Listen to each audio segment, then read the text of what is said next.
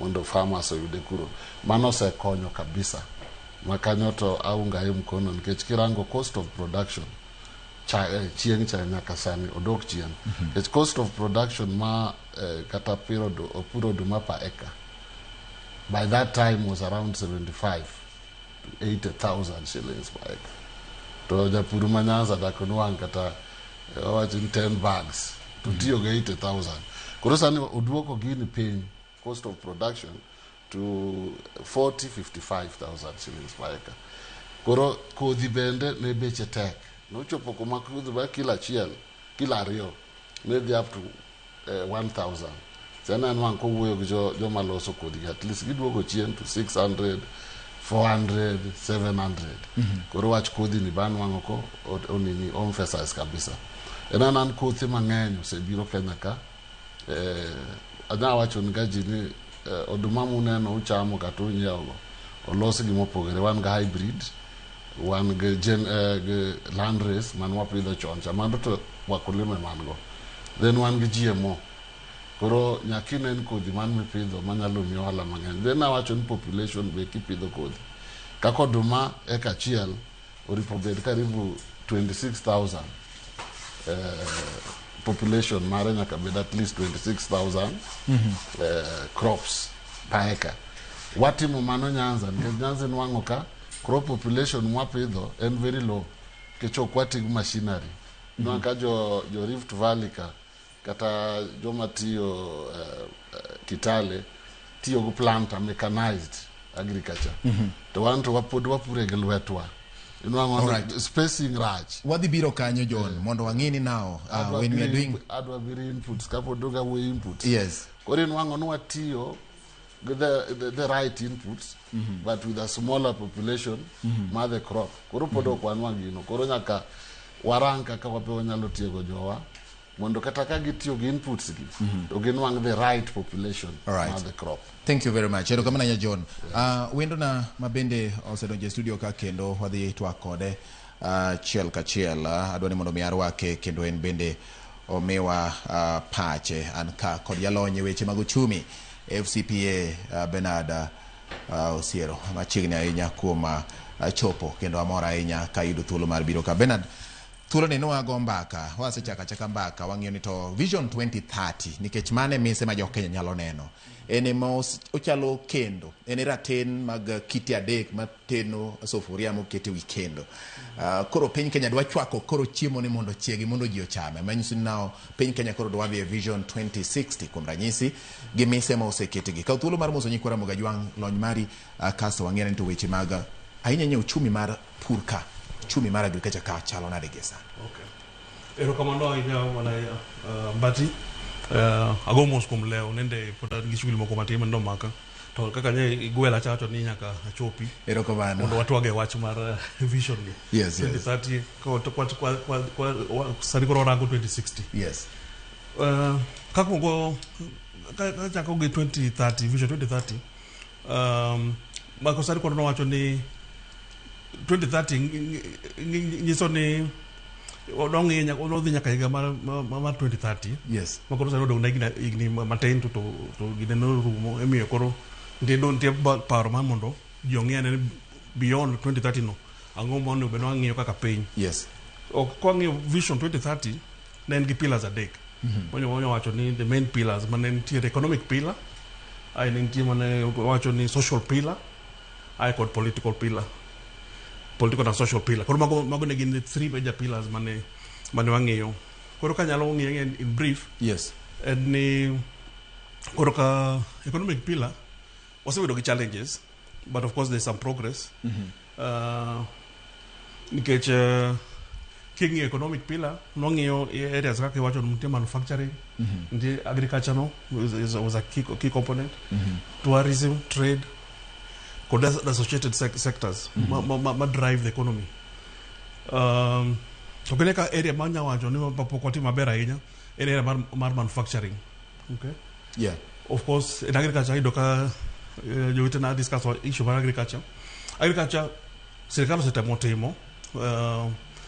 gimoluongo ni intervention mondo kony jopur oginene omed yuto margi e purni dan shida challenge mose bedeni pod Kenya ka pod rely on gima nyalo wacho ni basic agriculture.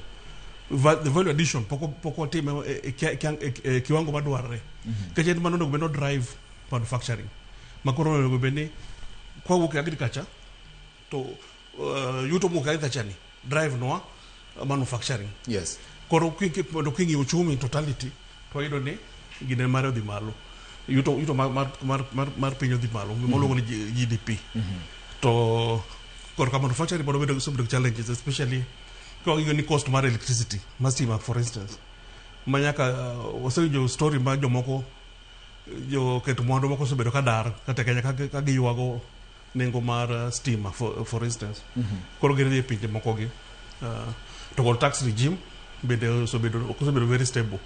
Koro mago just in overall gima nyalo ng'iyo mosemiyo yani kata jalo chiwo scorecard marwa kuma wantiere to by and large dware mondo kaka iwacho no nyaka wagi mbele ke vision mar piny en gima all the beyond the politics en gima mondo beni en vision ma wacho ni piny gima okete ma irrespective ng'ama ni telo obedi na tanja serikali political party ni boja political party makamacha to ndo bedi gima josi yire kaka piny mai gima dwa no tim ebe nyalo kacha ko nyalo wacho ni ber mondo ji te oyiere wachni ibe ko discussion madhi mbele ni ondo beni ngiye from a bipartisan mok ngini ni politics ni manjo siasa makoni ko kata manjo siasa makoni so FCPA wacho ni political goodwill oseduoko chien osebedo gima ywayo chien lek mar 2030 mane Kenya gombo chopo 2030 kokalo kata mana weche ma iwacho ni stall projects and such ma iwacho ni en gima osebedo katimore politics kichokene ka ngono bedo vision 2030 yes Kibaki chado nen very clear no kata policy tamane table nen very clear no walu vision 2030 kata kwa ngio the medium term framework miloso agi and based vision 2030 to dan shida mo bido ge man siasa en kore kamoro kanyo do samoro jo siasa biro ge agenda moko mo biro chalma kendo mak opogore gi vision cha or ogi nis jo pin maler kaka vision kaka agenda no otudore gi vision cha yes inano for example kanya wacho kande serikal gi koro lokre mokoro biro gi serikal masani ni igen gi biro gi man gilo ngoni bottom up economic transformation agenda yes to kre ko genji poko no gi pimo ne ji ni tudo kata mantiere between bottom up ni kod vision 2030 cha amondo ngendi kata kwati mo bottom up ni to en aligned gi vision 2030 cha mano gi anyalo emphasize ni political interference okondo go beni affect vision the wider vision mar pain okay go beni irrespective of the political party moka lodge one near the vision mar wacha because at the end of the day and about the people why improve ngema genade loko mari o ketenge magi mondo live gimocho ni give them a better quality of life. Because you get a cooking here at the end of the day. What do I run mondo? You live a better quality of life. I to better and depend apart from vision 2030. You know, one of the other visions but at higher level. Vision 2030 until bar Kenya to kwangio internationally one ge SDGs. Yeah. The Sustainable Development Goals. Magpin mangema under UN. Yes. To gigiteke kingi umos no beni Gimako. Tika magirome. Yeah. Koro go benisi ma implement gigite to ngio the bigger picture. Ukechokene ka gibe sa bedo ga disconnect. Kingi of the SDGs. Mokwongo magiwacho ga SDG goal number 1. You actually there should be no poverty. Number 2, no hunger. Kore no karoka bango ko bido addressed to kata samunya tipo very mega projects ma line kata SDGs makoka to kan tiere part of population pod kata na SDG number 1 gituka pok gineno berne matin kata matin koro bedo ga shida koro beno gigi te bedo linked gi SDGs gi gigi boso bedo thought through gi separo kuom gi mondo ni mondo ubed gi ngima maber e piny te ang'o dwaro ni otim ang'o dwaro timre mondo mi obido gi piny mangima obido gi SDGs gi all right ero kama nya FCPA chakore maber ahinya nyakwara mogi an ka kod jolony mabende konya nono ni to ji osewuok kanye kalure kod dwaro mar lek mar 2030 ka ji koro ganda jo Kenya ng'iyo tok 2030 ni to piny Kenya dhi bedo piny machalo nade an ka kod FCPA Bernard Osiro ma winjo koloso an kod engineer Henry Ochere kachel kod John Were man jalonyo weche mag pur kata agriculture engineer FCPA wacho gimoro ni nitiere weche mag political interference an owuono ka bedwaro mondo iwuoye mana ahinya ni weche mag political interference but wang'iyane ni to bad migawo mar sirikal ma motelo ne ni nitiere kwan mag samoro yewni miluongo ni dams mane nitie proposal ni nowinjo bed ne itimo to moko kuom gi inyalo neno ka samoro kata ka oponi gidhi mbele to samoro ng'ato kana wacho ni ginyalo rumo thuolo maromo kama neno ka giyware matin penjo nyalo bet ni ang'o gini matimore kuom ranyisi yawo makoro uso en achiel kuom mago moseluonga ahinya nyinge kendo nigeno ni kopogore kod weche mag geng'o wach mar oula madhi nyando kata makelo pek nyando to ne en achiel kuom pige mowinjo bed ni tiyo godo tayo pur e alwora ma Nyanza alwora ma Rift Valley kod gwenge machal kod mago to bende kopogore kod mano bende nyalo konyo kata mana chwalo pi maler ne oganda modak e alwora no mondo konygi kaka ni wacho ni Mabura cha inyalo gol bathe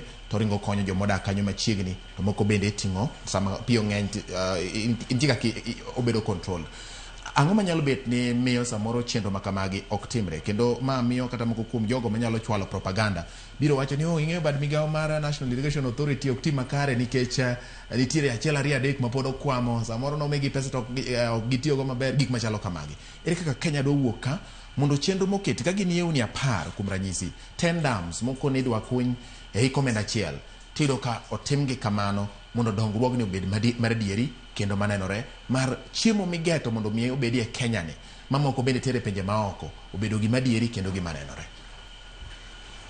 Aduoko erokamano. Agulu mwagole pesa kaka National Irrigation Authority en agulu achiel mar jo Kenya. Yes. Koro wan waloso plan gik modwa timo en ma to priority gin magi. Alright. Koro wadwaro pesa mondo ukonywa ndalo mitimo igo budget me wa present gi watu watero ni project wan gi magi to wakwayo pesa baroka mondo konywa tich.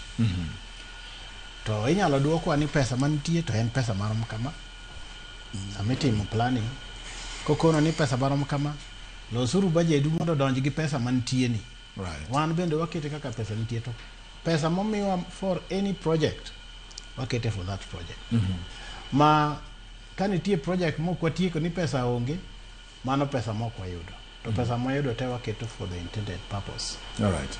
Kwado korka Koro Soin Dam en a very noble idea. Koro Soin Dam kokete motiyo to the increase acreage ma under irrigated agriculture ma inyalo liek no nyalo chopo kata 40,000 acres downstream kuma wan gi iron. Koro konyalo bedo kamano onyalo konyo kabisa to no chak gere gedo ne pokoru. Koro gedo ne mapokoru mono okanyal comment about ahinya to en mana weche mag omuom kech ka pesa nitie to pesa timo gimonego tim to ka pesa onge to tich nyalo dhi ma mos. All right.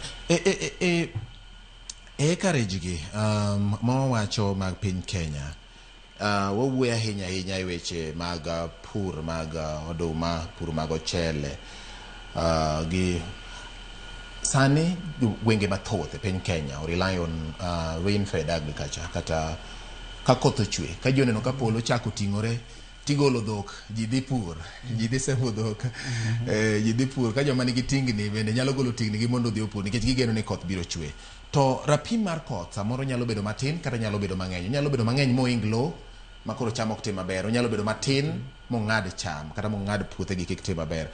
Kaka the authority telo, ang'o gini mokonyo e timo mar neno ni koponi kodhi obedo mang'eny kaka ni wacho ni hol gi e dami kata mana kuonde moseyangi ni pur dhi e nyime, inyalo kony jopiny mondo ging'e ni ma is the way to unleash and reduce, mondo kik jopiny ohinyre kuonde moseketie pur ma itiyo kod irrigation. Ahinya to joma puro michele kuom ranyisi, nikech gine masani aneno ka gin tirande irrigation ahinya gwenge makaluo. Ang'o bende nitiere tiegruok moketi ma ikonyogi e gayo wechegi? Erokamano. Korka pur, wan kaka jo irrigation wang'eyo ni pi be nitie, to pigni ka nitie inyalo ti kode te, mano mwaluongo ni potential. Koro potential no dhi guide ni gima wa target en ma, koro wadwaro pesa manyalo timo gini te, to ka pesa yudore matin to wadhi kati phase 1 watimo, to wa target the ultimate goal. Kwa dok korka for example, kora nyanya nyiso mar ranyisi kaka wasebedo kwa wuotho. Yes. Nitie loa kuja. Loa kuja wasebedo kwa time mos. Masani koro kidhi iluongo cha town manitiere tie loa en market center. Kidhi kanyo yudo tende masani nitie ng'eny, nikech pesa moyudore e area no omedore nikech rice ne bedo produced kaini. Koro yudo ka pigni kane onge irrigation project makanyo, pigni en pi mana turo ji. To koro kodhi otiyo kuom mchele dhi holde, mchele begole gi e ite, to kato chako waketo kaka pigni chako nyalo wuok safely mondo dok moko hinyo ji. Koro mago e kaka design mar waringo. Kwa dok ahero sani, ahero irrigation scheme, nitie seche moko nyando pong'. Ka nyando pong' ahinya, tiyudo ka pidhi maketh nyaka mchele. Yes. Nitie project masani pod wan understudy mwadwa timo, wadwa improve, mwaket dike, kora ahero koni, waketo dike mageng'o pi kik dhi keth mchele. Kato be watimo water balancing, wang'iyo ni pigni kaka koro obiro ni kong'eny, dong wamed irrigation schemes mondo bed manyalo tiyo around that area. Egi omiyo watimo expansion mar ahero ma kasiru kolal gini dhi tiyo gi pigno. Wachako wang'iyo kendo ni Kobong'o area be dhi tiyo gi pigno. Koro kotiyo gi pigno to pi madhi turo ji dhi dok matin. Koro mane gima balancing mwatemo timo gi pige mwayudo mondo wakonyre gi jopur. Another thing mabe watimo, nitie water pans bende, nitie areas moko ma kwadhi yo ayweyo gini kocha, nitie kamoro na yweyo, nitie kuonde moko ma pi birega. Nitie aora moro miluongo ni Wagala, moro iluongo ni Nyalbiego. Kuonde go be wakete water pans mondo pi kobiro to donje i water pan ni to riti mondo kony irrigation. Kendo jomoko nitiere water pans mane waloso go, jomoko tiyo kodgi kendo puro mchele malich nikech water pan. Nikech water pan achiel kende mane waloso lo makocha tindo. Water pan timo 17 acres. Maonge koth mara mora michake ng'iyo. Kodhi opong' dichiel to timo 17 acres. Koro ing'e ni kitimo rice to keto ni rice chiegi 17 acres. But kodhe mabedo korwa kaluo, koth biro mang'eny dichiel to chako lal. Ko onge gimoro mwakiko kata storage to ok wanyal konyore maber. Koro storage ni be konyowa e flood mitigation. Yes. Alright, John, magi mana geno mar piny lek mar 2030. Ini wuon ja gik ma timore lwasi mar pur. Wachak kod ranyisi mane wawachi kapok wabiro kuro e yawe malach. Kit kothe mitiyo godo bende magi osebed kitimo, nikech inyalo bedo gi lek mabeyo kata paro mabeyo, to jok ma dhi tiyo gi lek ni ka ok gibedo joma riek mong'eyo gima lek ni en, to onge gima dhi konyo godo. Jopiny giwegi bende no ka nitiere tiegruok mitimo consistently. Bende sirikal oseketo maino mare weche mag pur ka, nikech ndalo moko inyalo wach ni nitiere jok ma dhi puonjo jopur kinde ka kinde manyiso gi ni magi gik matimore. Ma is the basis, ma chakruok mar wacho ni chakruok mar dongruok en ng'eyo. Be ng'eyo ni nitiere e alwora mar pur. Wadang'e ne mise mar pur ni endi kapok wadonje mise mamoko mabende jotelo biro wuoye e romo madhi nyime KICC. Pur pok wakawe e okang' madwarore ahinya nikech pur en kodhi kaka na awuoyo ga pile. Ka in gi kodhi marach kata kodhi mok tim kumipuro no to puro komitimore maber. Ka koro Nyanza e Kenya mangima nitie kothe mopogore opogore ma mipidho. Wawach kaka mar oduma mipidho Mombasa, opogore gi mipidho Central, opogore mipidho Rift Valley, Nyanza wabe mekopogore. Ket Nyanza wapuro diriyo e higa. Wan go pon go chwer. Esa ni ji dwaro no chak pur, gipuro already, gidwa puro pon, mae upon doge. Yes. Chwer en long rains. Yes, yes, madu mara adek ang'wen. Koth wamek oduma gimek dweche ariyo gi nus adek. Tigole. To jowa pok olony oduma moripo gi pidh en oduma mane nikech seed companies obiro mang'eny taneno ka sirikal be konyo moderate seed companies go. Seed companies go loso kothe mopogore en area mopogore opogore. Kaka ma Nyanza mek dweche adek go nitie we have over 67,000 no not 1,000 67 seed companies maloso koth oduma. Okay. And gi dump some of these seeds in Nyanza. To nikech ji kia ng'eyo, ji kia onge gi ng'eyo koso etimo ng'ana. Koro Syngenta for example, unwaka kelo GMO seed. Koro pidho odumani owuok maduong' kabisa. Samo pod onumcha, pod en gupi, oduong' kabisa. But kikawe bituoye tineno ka omich. Onge weight. Ng'en mano be hinyo farmers. Koro nyaka ing'en kodhi man mipidho. Kaka wacho nitie hybrid. Hybrid is the best. Nikech kikaw ka hybrid ma Kenya seed 513 okay, kata DH004. Inwanga 513 be okuber gi Nyanza na utimo bato topio. Kiwe puodho ndalo moko matin neno ko topio. Koro adwa ji ng'onge. Koro japur ne nigi geno mar yudo chiemo bato seto. Okokonyi kaka ya. Koth neno onge pattern. Samidwa kaya kokorochi ochwe. Inwanga ka dhoge cha yawre. Okolwar.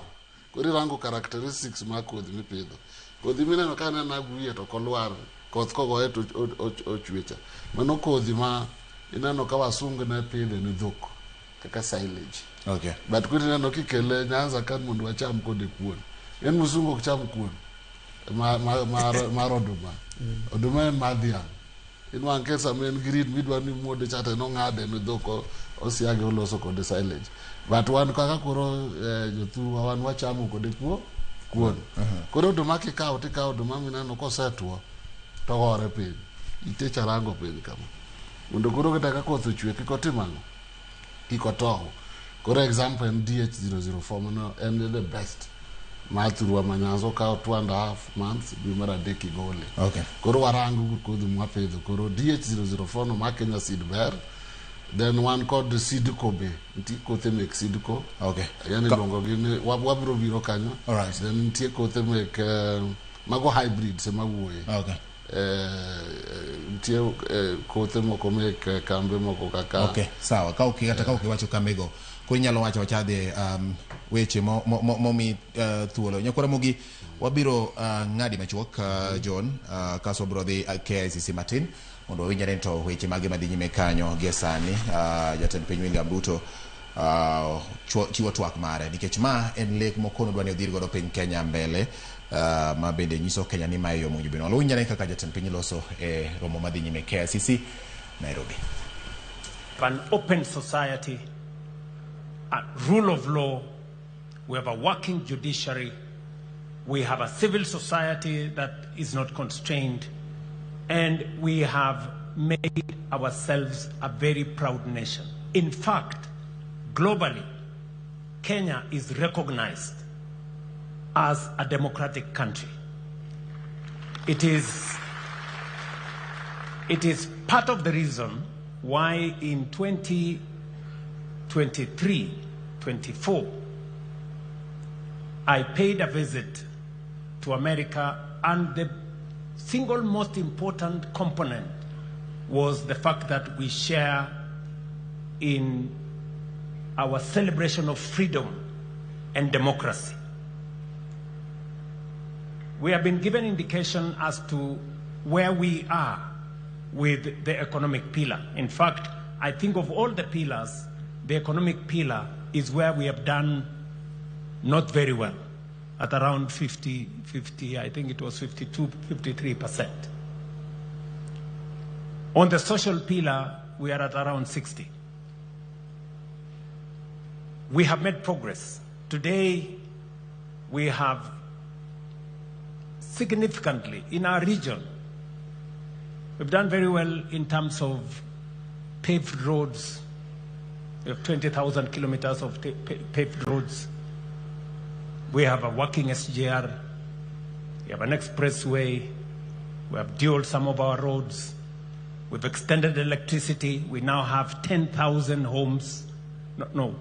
10 million, 10 million households going to 11 million households connected to electricity. Our transition on education is significant. We have done very well. But why are we having this conversation? And I want to thank the people of Kenya.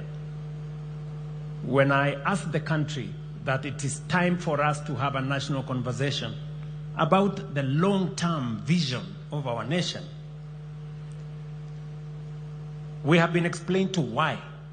Number one, Vision 2030 will come to an end in the next 3 years. Medium-term plan 4 is ending in 2027. For us to plan medium-term 5, medium-term plan number 5 is going to take from 2027 to 2032. Yet Vision 2030 is ending in 2030. So we need to have the longer-term vision for us to be able to plan medium-term 5. Reason number 1. Reason number 2. When we figured out Vision 2030, 20-something years ago, the world was much different from what we have today. Technology had not taken the space it occupies today. The advent of AI was not with us. We didn't have the serious effects of climate change the way we have today. We had a completely different situation. It is important that at this point in time, we give ourselves another opportunity to think about the long-term development of Kenya in the context of the world that we live in today. Number 3, when Vision 2030 was developed, it was developed before the new constitution. The new constitution provides us with a better and clearer framework on how to think long-term. And therefore, it is important that we engage in this exercise in the context of a new constitution. A new constitution that does not request us to consult the people. No, it is mandatory. The reason why you find in some cases many people do not understand, do not relate to Vision 2030 was because there was no public participation to the extent that we know public participation as provided for in the Constitution at the moment.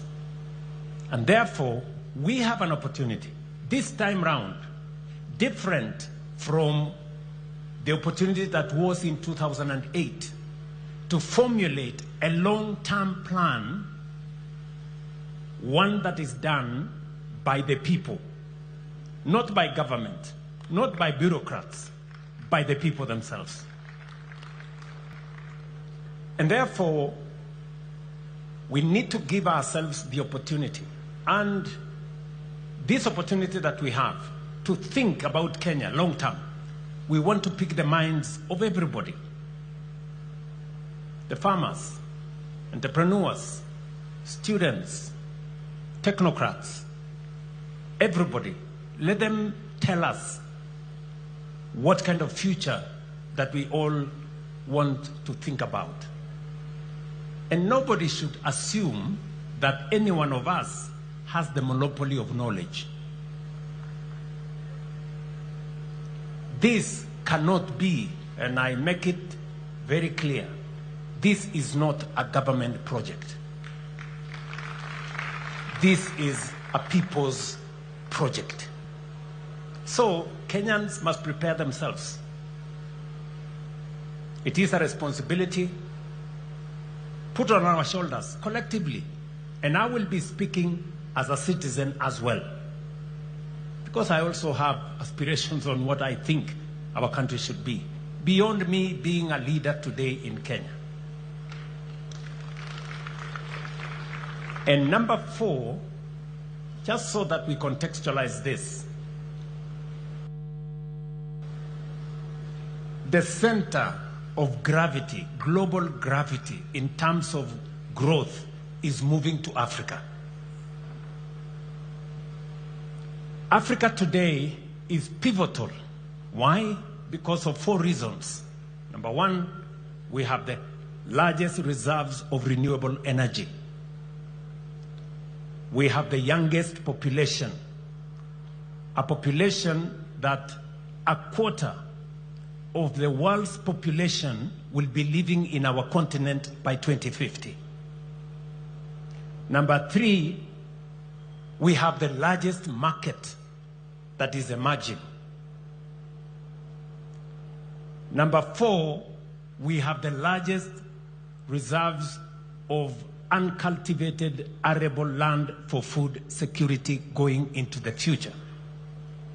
And therefore, as the center of gravity, global growth moves to Africa, we must position Kenya appropriately so that we become that epicenter. It is for those 4 reasons in my thinking that this is the moment for us to imagine the Kenya that we all want into the future. Many people may say, this being a year where we are going into politics, maybe this should not be the opportunity for us. Now, I want to tell them, Kenya is bigger than any election. For far too long, we have made elections to look like it is a matter of life and death. It is not. Yes, it is important.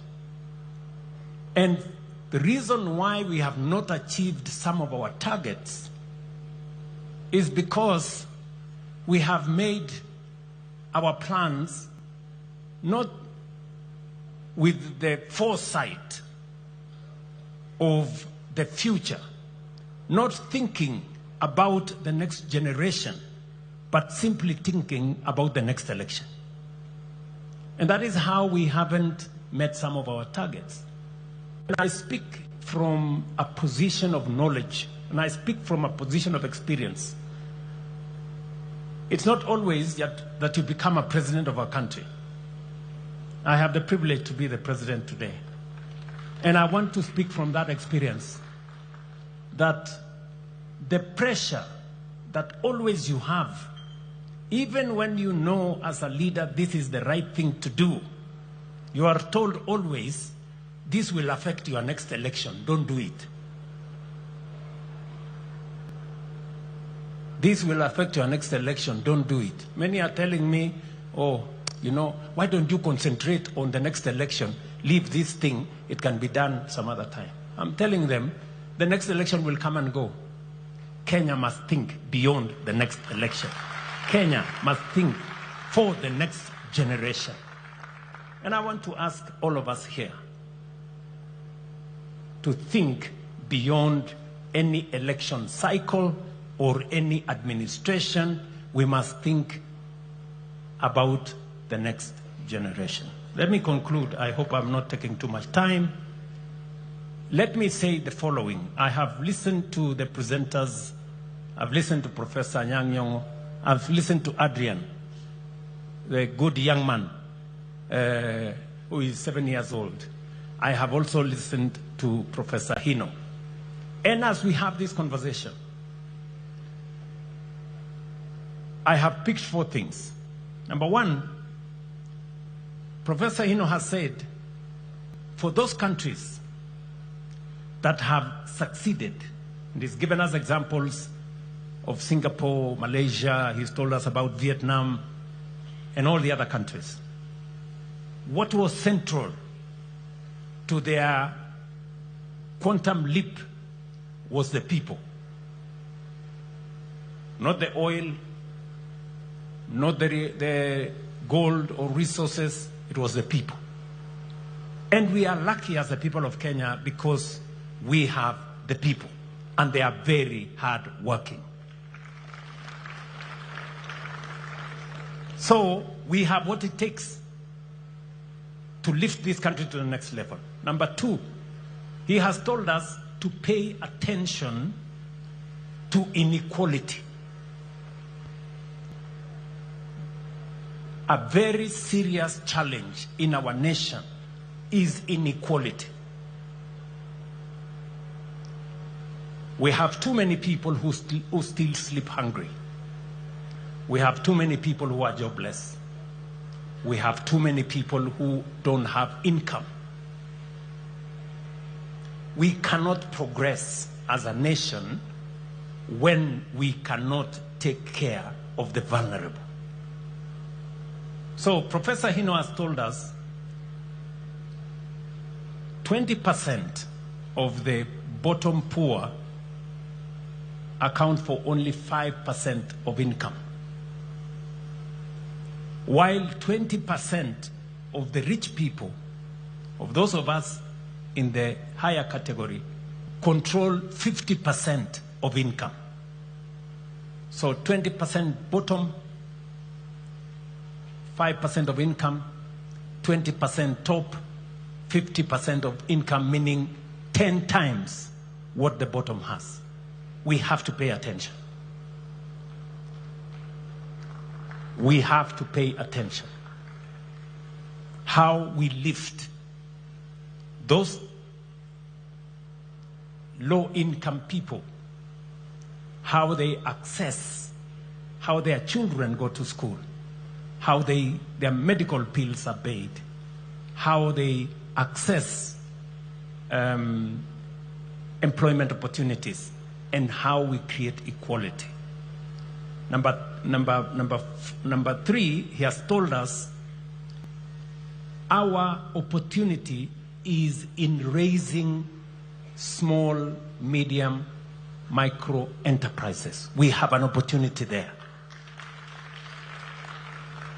Sometimes we think they don't matter. But the good professor has told us that is where our opportunity is. How do we make micro, small, and medium enterprises grow? How do they access credit? How do they access opportunities? How do they access business? That should be we should pay attention. And then number 4, he has told us to pay attention to accountability, to dealing with corruption. He has told us 3 things. We now have a conflict of interest law, which we signed into law. There are many people who want to challenge it because it closes many doors on the people who have access to power, who want to use that power to access contracts and many things. Number 2, he has told us about EGP. We have been trying to implement EGP for many years. I am very happy that finally we have moved government procurement to an electronic platform where contracts can be transparent. We can know who is being allocated, which contract, for how much, and whether it matches the market parity. And he has told us that technology must play a very central role. I was listening to Mercy Mwangangi, our CEO of SHA, and he was saying the single most serious challenge he faces is how to stop fraud. You know, and we are very happy that finally, using technology, we are able to stem theft, fraud, and corruption. And to the good professor who has said here, going forward, technology is going to play a significant role in us taking this forward. So, in conclusion, let me say this. To the people of Kenya, nobody has a monopoly of good ideas. Beyond Vision 2030 is our collective responsibility. We must step up. It is a constitutional responsibility to each one of us. It is an obligation to each one of us to implement the Constitution. And part of implementing that Constitution is to figure out how we appropriate, access, and avail all rights that are provided for in the Constitution to everybody in Kenya. Whether it is human rights, electoral rights, rule of law, access to water, access to education, freedom from hunger, making sure that the Constitution, what the Constitution says, that every citizen must access the highest standards of health, the highest standards of education, the highest standards of housing. It is our responsibility collectively for us to have a plan on how this is going to be attained. And we have the opportunity. I want to pledge here that government is not going to lead the talks. It is going to facilitate. This is about the people. Whatever platform that is required to be provided, we are going to provide the platform. Let the people, in their diversity, the religious community have ideas, private sector have ideas, farmers like myself have ideas, students have ideas, the academia have ideas, our good friends in civil society, they have ideas. Let us bring the cocktail of ideas and have a plan for our country into the future. It is our opportunity. Let us not abdicate. Let us not delegate. Let us not run away from that responsibility. It is our duty, it is our obligation constitutionally to make sure that we think about the future of our nation so that Adrian, sitting here with us, 7 years old, will know what the future is going to look like. Thank you very much. I hope I have not taken too much, but this is the opportunity for us, and I am very happy to be part of this as a Kenyan myself. And believe you me, I will be part of it as a Kenyan. Thank you very much. Thank you so much for that, Your Excellency. Thank you for the context. And Mark, just be on standby. I will be coming to you. That context is very important.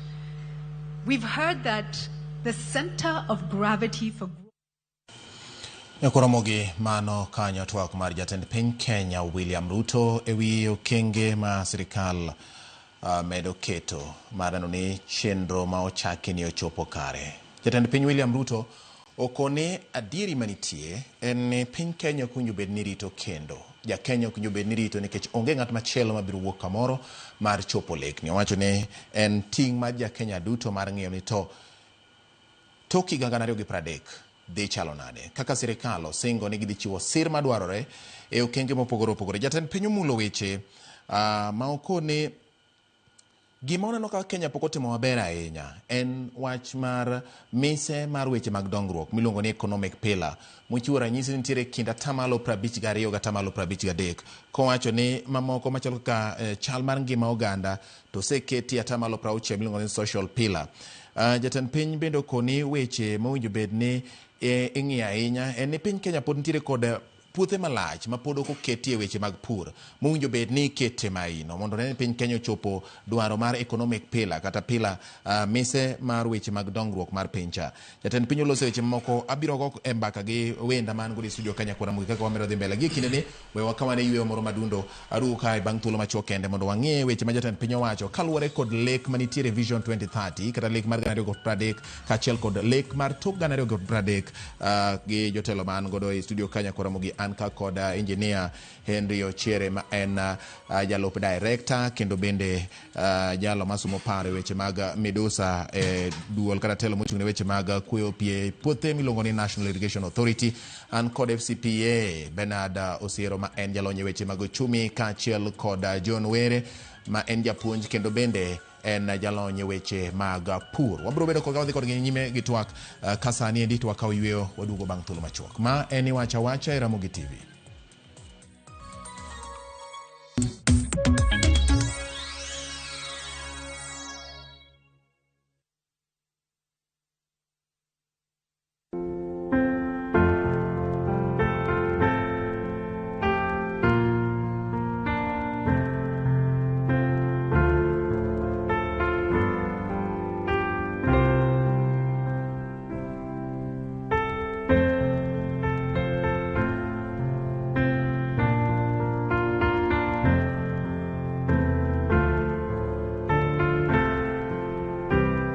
Mondo iyud ng'wono mawuoro ahinya kaka skiza tune mari, di *811*288#.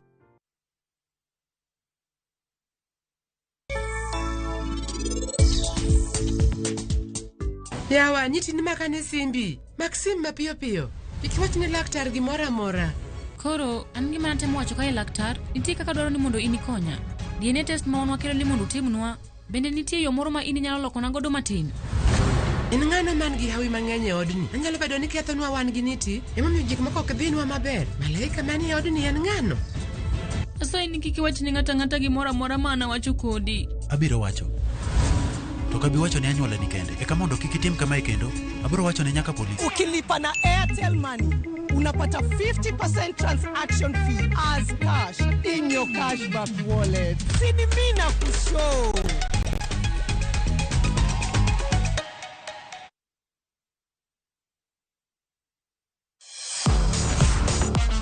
Ne thuolo mar yudo weche tuke duto nyaka mopondo. Mbaka makende mag jotugo kendo mag jomolonyo weche tuke. Can you believe it?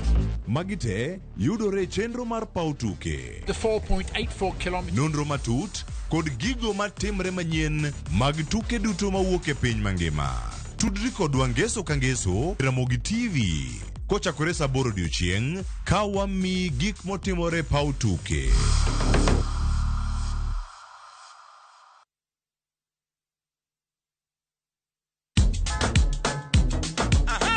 Wuktich ka wuktich, yawuot luo ting'o duondgi malo, ka piny luo chiko ite. Chieng' tich ariyo ka tich ariyo, nyakumga juang' en odiochieng' mar yuto mari, wapuonji loso manyonge. Mari, oloyo marakwa. Chieng' magoro, kawa makwongo ni wendo to michope gweng'o. Morindo yo. Hera mit, olit, kendo en gi puonj. Kanyo bende wacho ni in kaka ng'ama miyo bora ni Nyasaye mite kod dier piny kaendi in miyo monyalo. Chang'wen pado manyachon kod mbaka mamit machon ka okelo ni kamane. And of course chieng' tich abich ka tich abich en odiochieng' mar loso kapuoyo ngolo to mana kalies to kapok wakelo ngolo wapuonjo ne timo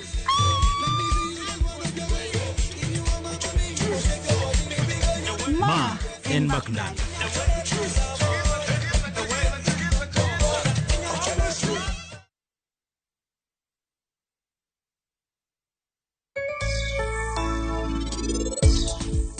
Asayi ni kik iwach ni ng'ata gimora mora ma anawacho kodi. Abiro wacho.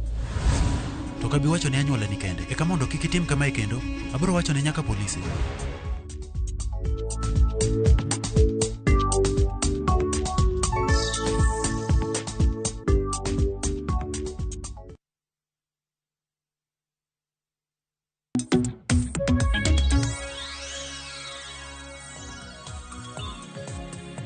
Nyakora mogi tek twak mar jatend piny omulo moko kuom thuok wach, omulo moko kuom bede wach, omulo moko kuom buomb wach, omulo bende chuny wachie nyakora mogi mar ni piny Kenya en piny manyaka dhi mbele, en piny manyaka ti kod mwandu ma en godo gie sani kod migeno mibiro mar keto piny Kenya opara mwinjo bed ni ochope mar chopo lek mare.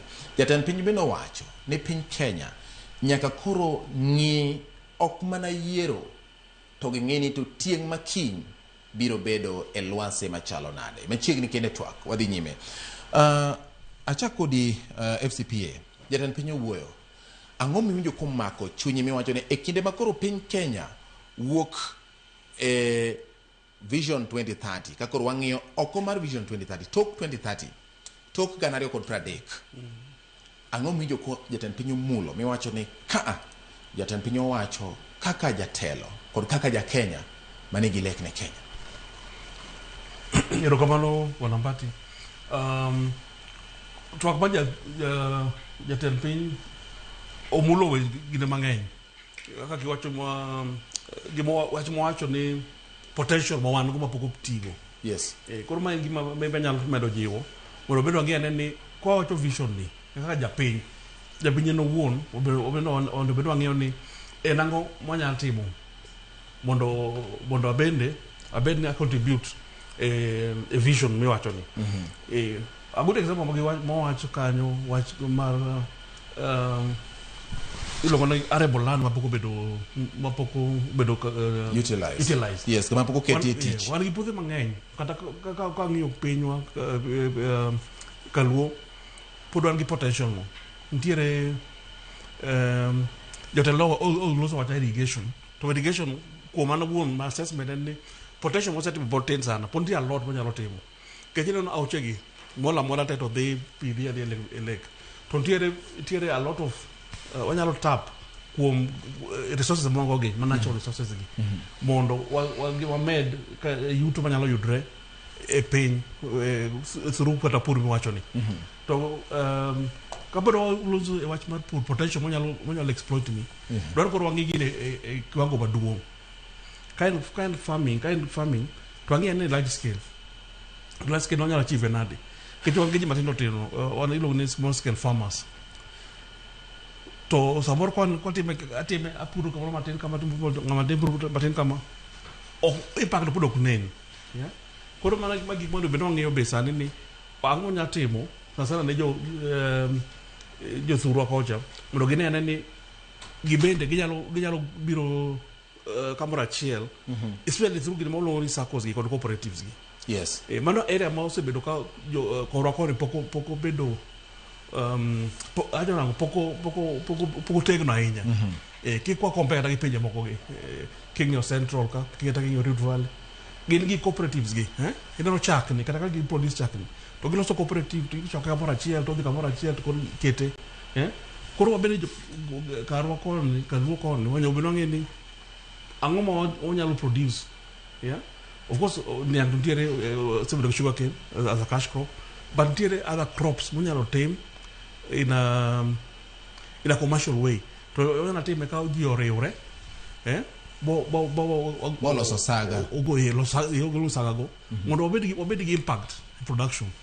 Kamano timre kata wach airport wacho gani mandege ni nyalo take shape mondo koro obed gi a true international airport.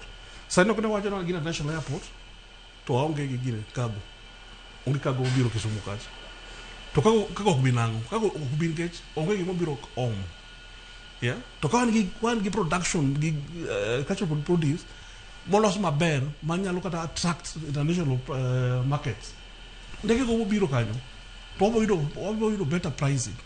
Mane wate wacho mondo biro watimo agriculture ni in a smart way what type of value addition ma whatever we produce why you do value mare konyalo use kata international market. Alright. Koro magi matemo ng'iyo nitie potential mang'eny ma wanyalo tim mondo wati gi existing resources mondo jo oti kodgi one ni gi make impact e ngimagi. Erokamano nya FCPA Bernard. Engineer Henry, jatend piny oloso ini wuon kaka ja Kenya ka jalo mabende ni kod lony e gik manyalo kelo lokruok ne piny. Ang'o mwinjo ka jatend piny owacho echene gima nyalo miyo iwachi ni adieri kanyo pod wan chien kata kamano wan gi geno. Adokero kamano Panambati. Gima jatend piny owacho weche manegi teko kendo weche maneno mbele kako nego wadhi. Achiel kuom gi owacho ni kik wati kendo wawegi ka in e odi kik itie kin kendi mok involve neighbors nyaka uwinjru mondo through consultation ekwaloso gima nyalo konyo jo Kenya duto. Gino waneno kata korka irrigation projects. Yes. Nyaka wa involve the farmers magi on the project eka sustainability nyalo timore. Sama koro wa hand over kagi on the project and that is the way forward. Yes. Kwa kao ndalo moko na dhi Israel kora penjo gi to unere kaka usedhi mbele gi irrigation maber. Yes. To wando pod wan chien. Owacho niya negi wacho nani gima gitimo negi luongo jogi mani oko negech negi pogore kane lweny ng'eny ni moko no dhi koni moko dhi koni giluongo jogi mani gi rieko mani gi ujuzi mondo gibi to gibed piny to giwinjre kaka ginyalo timo wacha agriculture to gin be magionge pi kata maber tema koro sani giloso gik ma moko watiyogo mana e Kenya ka nikech ne gidhi giluongo jogi manyalo mane togetherness mwawacho manyiso ni an koro an engineer oko chura ni engineering ne manyaka tim kende an be nyaka contribute e wach farming ma an be nyaka bed gi puodho manyalo tim ma ka the elite obedo involved in farming wabiro bedo gi farming ma nie class mowinjore because an kata ka dhi timo farming ok abi dwaro a lot of education mondo abed educated to undertake it. Okay, kawawe mano wadhi korka mochako wacho en uncultivated land. Puothe ma ninda mo oko pur. Jowadwa wapuru puothewa. To gima tamo wapuro puodho nyalo bedo pi ka pi tin kata koth tin. Tamano e gima nyaka watim kaka koro owacho kamano no nyiso ni nyaka wa tim matek mondo make sure ni irrigated agriculture odhi mbele mondo jopur oyud kaka puro.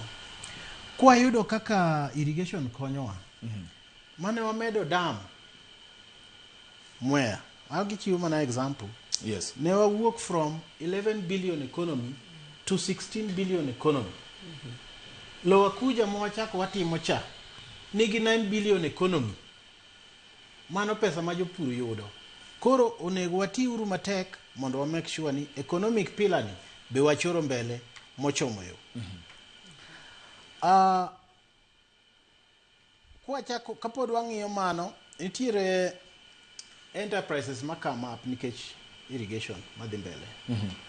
Kwa ng'iyo ahero milling plant mane wan go ne nigi problem masani with the county government kwa collaborate mwacho ni with consultation we have another plant milling plant mar rice manitie other small millers bene manie na ahero there ma they are adding value to the rice mabedo produce kanyo through milling kendo miyo mon mani kanyo yudo ka giwuotho kata tiendara kanyo ka giuso mchele. Yes. Nikech milling mitimo ok moro manyachon mani igoyo gitindo e pany nago tindo rum igoyo e pany nigo e pany mamano gima natimo ahinya. Yes.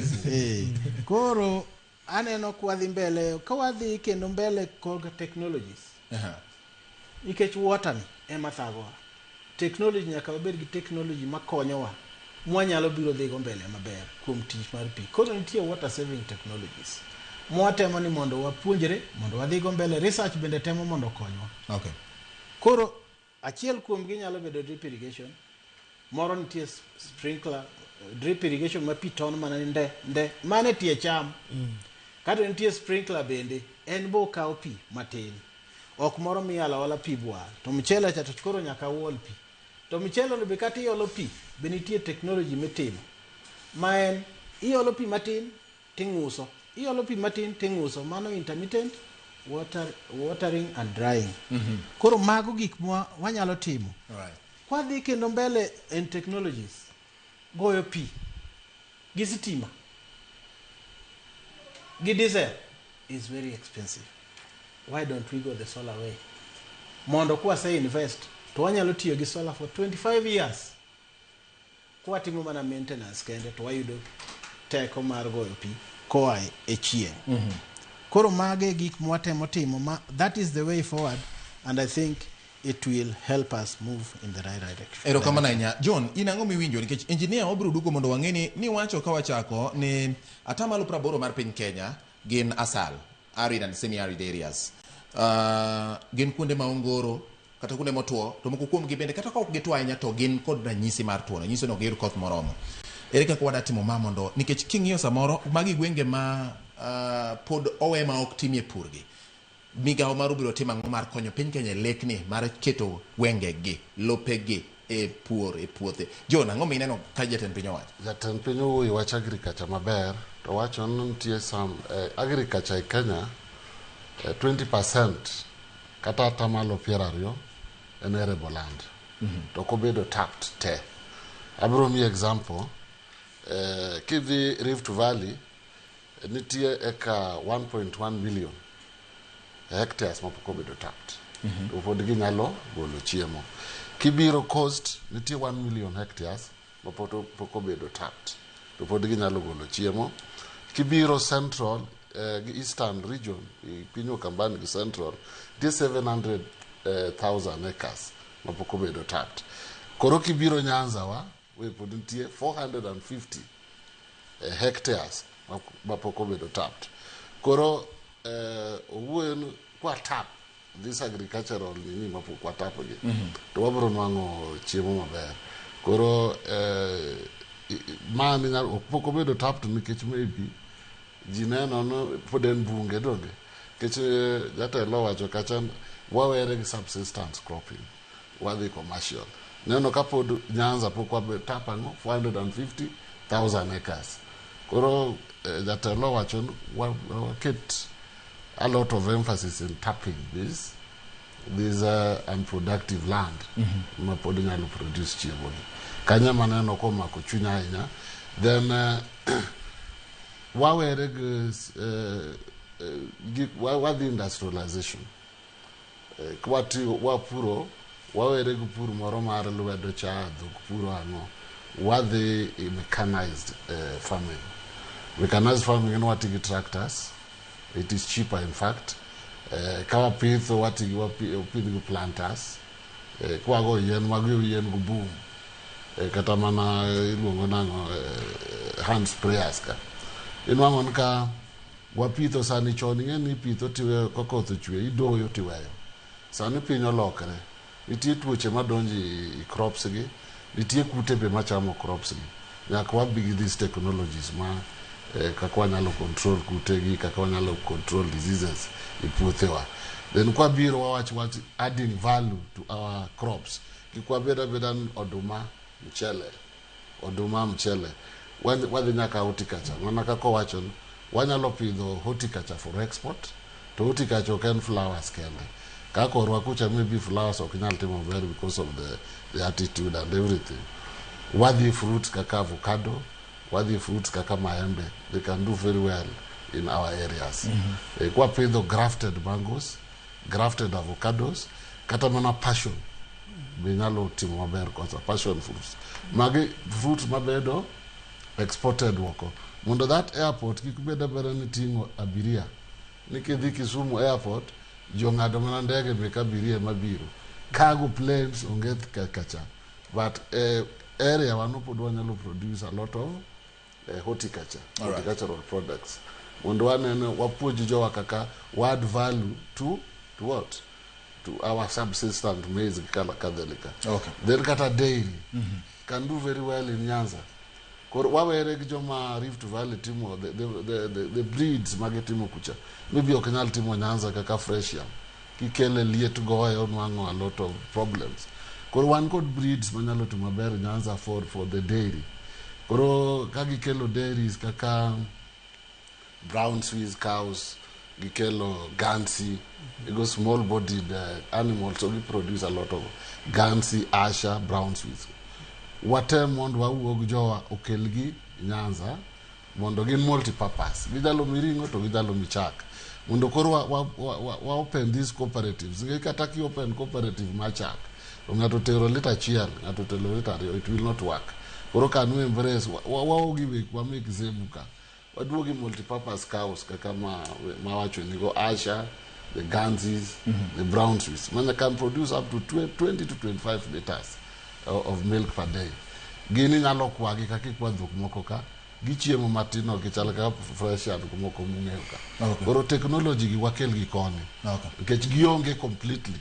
Ino anga ng'ata achiel mopidho dhok. Kopidho mang'eny dairy go keta bich. Oneno ka motimo gima duong' sana. That one will not work. The whole of Nyanza, can we come up, down, mondo wapuonji gi kagidwa timo dairy, give those cows manyalo timo maber in that area. All right. And they are there. And other communities are there. Erokamana nyakwara mogodo dhi yweyo to kapok adhi yweyo aduka gi penjo gima jatend piny owacho kane wach maduong' ahinya en ni the people, asset mar japiny, asset mar dhano ni. Wadwa ng'i asset mar dhano ka pok wabiro koro wang'ie ni to ere kaka wadatiyo gi technology malach e jiwo dongruok mar piny e weche mag manufacturing, industrialization kata weche mag dongruok kambe to kod loso mwandu e pacho ka. Japiny dhano ni onyalo bedo gima ber to kata onyalo bedo gima pek ka oponi ok oti kode yo makare. Wadwa ng'iyo dhano ni gi kaka ja Kenya en mondo wang'e ni ere kaka inyalo lok pach japiny mondo Kenya odhi mbele. Wadhi yweyo oduogo bang' thuolo machuok kende. Iwacha wacha Ramogi TV kik dhi mabor.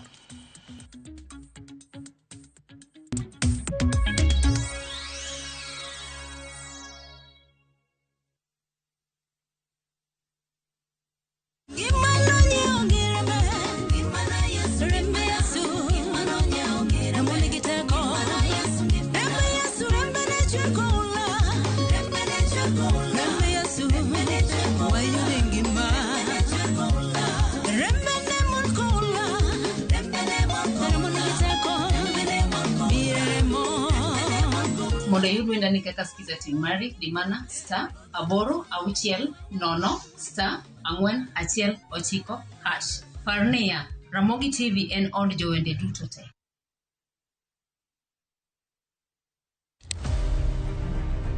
Any woman can be Mrs. Ombaka, but not any woman can be Dr. Ombaka. Gin mine ma bende osebero ngima magi ka bende gijiwo joma moko otim kamano. Wadwa ni mondo wajol joma mine, watieg joma mine mondo kwan joma mine mantie telo obed mang'eny. Gichiwore mar mako lwet jogo mawuok tokgi. Sa ochopo manyaka wan mon ok wanyal timo demonstration. To anyalo timo sit in. Watemo wacho ne nyithindo manyiri ni kaber to konego bene oringa kende ka wiye bare ni to tina chom kanye. Ka nitie gima thage to yudo ng'ama miyo mosewuotho yor nieri to penjo wach mantiere. E chenro ni mar mine wacho wakelo mine mantiere gi lony mopogore opogore. Tudi koda juma ka juma tich ang'wen e chenro ni sa 3 mar otieno.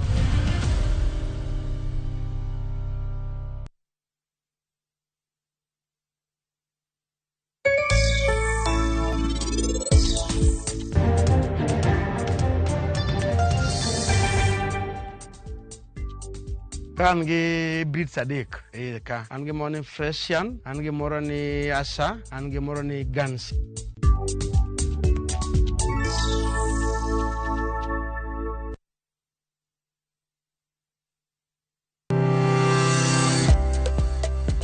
Piny chalo chiro. Igo e nengo. Ing'iewe to bende iloso e mwandu. Tich ang'wen ka tich ang'wen juma ka juma are saa 4 mar okinyi nyaka saa 7 mar odiechieng'. Arwaki e paw ohala. Itime nade? Yot mage mantiere to maling'ling mage mantiere. Kidwa chako ohala ichako king'eyo gimomiyo ichake gi gimomiyo idwa ni time. Magi gin penjo nyakorom gajuang' madwaro duoko to ka emwa biro duoko gie. Siwinde mar ohala kod an Lydia Okeyo. Kik bai.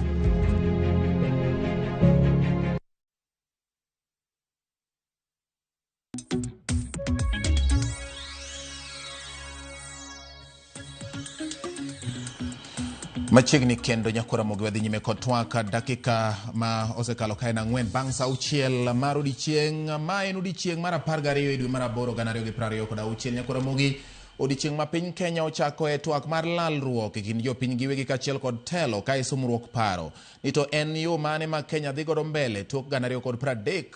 Jatend piny okone ngima mar dhano nyaka koro ng'e oko mar weche mag yiero gi telo to ng'e ni to tieng' ma kiny biro bedo e lwasi kata ngima machalo nade. Mane wuoth mochakore kawuono nyakwara mogi to onywak pach ng'ata ng'ata mar mondo ka nitiere ng'at mani kod pache moro nyalo golo to iriwo paro kaka oganda to nyakwara mogi Kenya dhi mbele. Ewa ng'iyo weche ma jatend piny owacho to wada ng'iyane dhano ma en in kod an nyakwara mogi. Kigolo pachi to ng'at machielo golo pache to koriwgi to inyalo yud ka koro bedo maberie moloyo ng'at achiel. Jatend piny okoni onge ng'at mani kod riekni dute wiye. Kisumo mar nyawadu timedo gi mari to wuotho kaka joma ni twich achiel to twich achiel ni nyalo miyo koro udhi ga agenda achiel udhi gi lek achiel kendo yud duoko maber moloyo kane ng'ato dhi ki en. Ang'o matimore ei dhano ka? Dhano ni nyakwara mogi onyalo bedo gweth to bende samoro nyalo bedo pek ka oponi gionge kod ng'eyo kata koponi ok gichiwore mar timo gimade piny owacho gomb ni mondo lekni ochopi. Ere kaka dhano nyalo chiwore, kaka dhano nyalo loko pachgi. Mane momiyo wan kod welo ka mondo wang'e to dhano ni inyalo ti kode yo machalo nade. Gigi teme losogi. Kata dang' ger kembe, kata dang' los chiemo, kata dang' kuny pige, kata dang' yawo weche mani koro ohala nyalo timore. Ng'ama biro timo gigi kata ng'at mitimone gi en dhano. Dhano mabiro nyiepo kacha to en ng'ama biro chako timo ohala machielo. Wang'iyane dhano. Ere kaka dhano ni nyalo bedo pek ne lek. Tere kaka nyalo bedo yot ne lek. FCPA. Pero kamano kwa loso kuom dhano waluongo ni human resource. Kenya ka wayudo ni wan gi dhano mang'eny mosedo tiegruok somo, yeah? Pila mar education. Yes. Yeah? Ma en a big en a big achievement. Wan gi population mosomo maber. Education at least has been also performed fairly well. Shida mose bedi enani transforming this putting this into practice.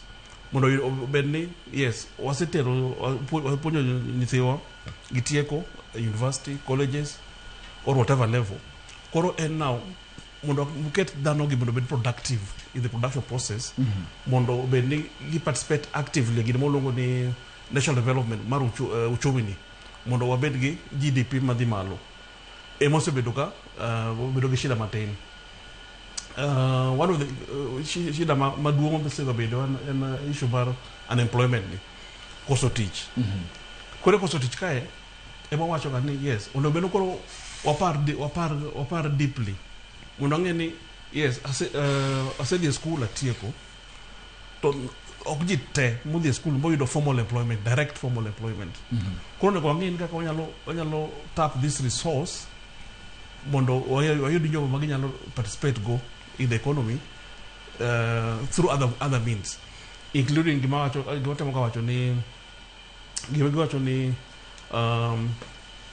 through self-employment in a way. Self-employment in the sense ni ok ni nyaka make it that formal employment to ginyalo chugo tich kata nitie lwase maber ma ginyalo time tich manyalo konyo gi. All right. To my about service industry kai it take a lot of potential. Kaji bodo ni ng'ato nigi pok mare monya yudo skill moro men go monya tiyo go. Koro waranga kaka skill men go no onyalo participate go in society mondo make go impact.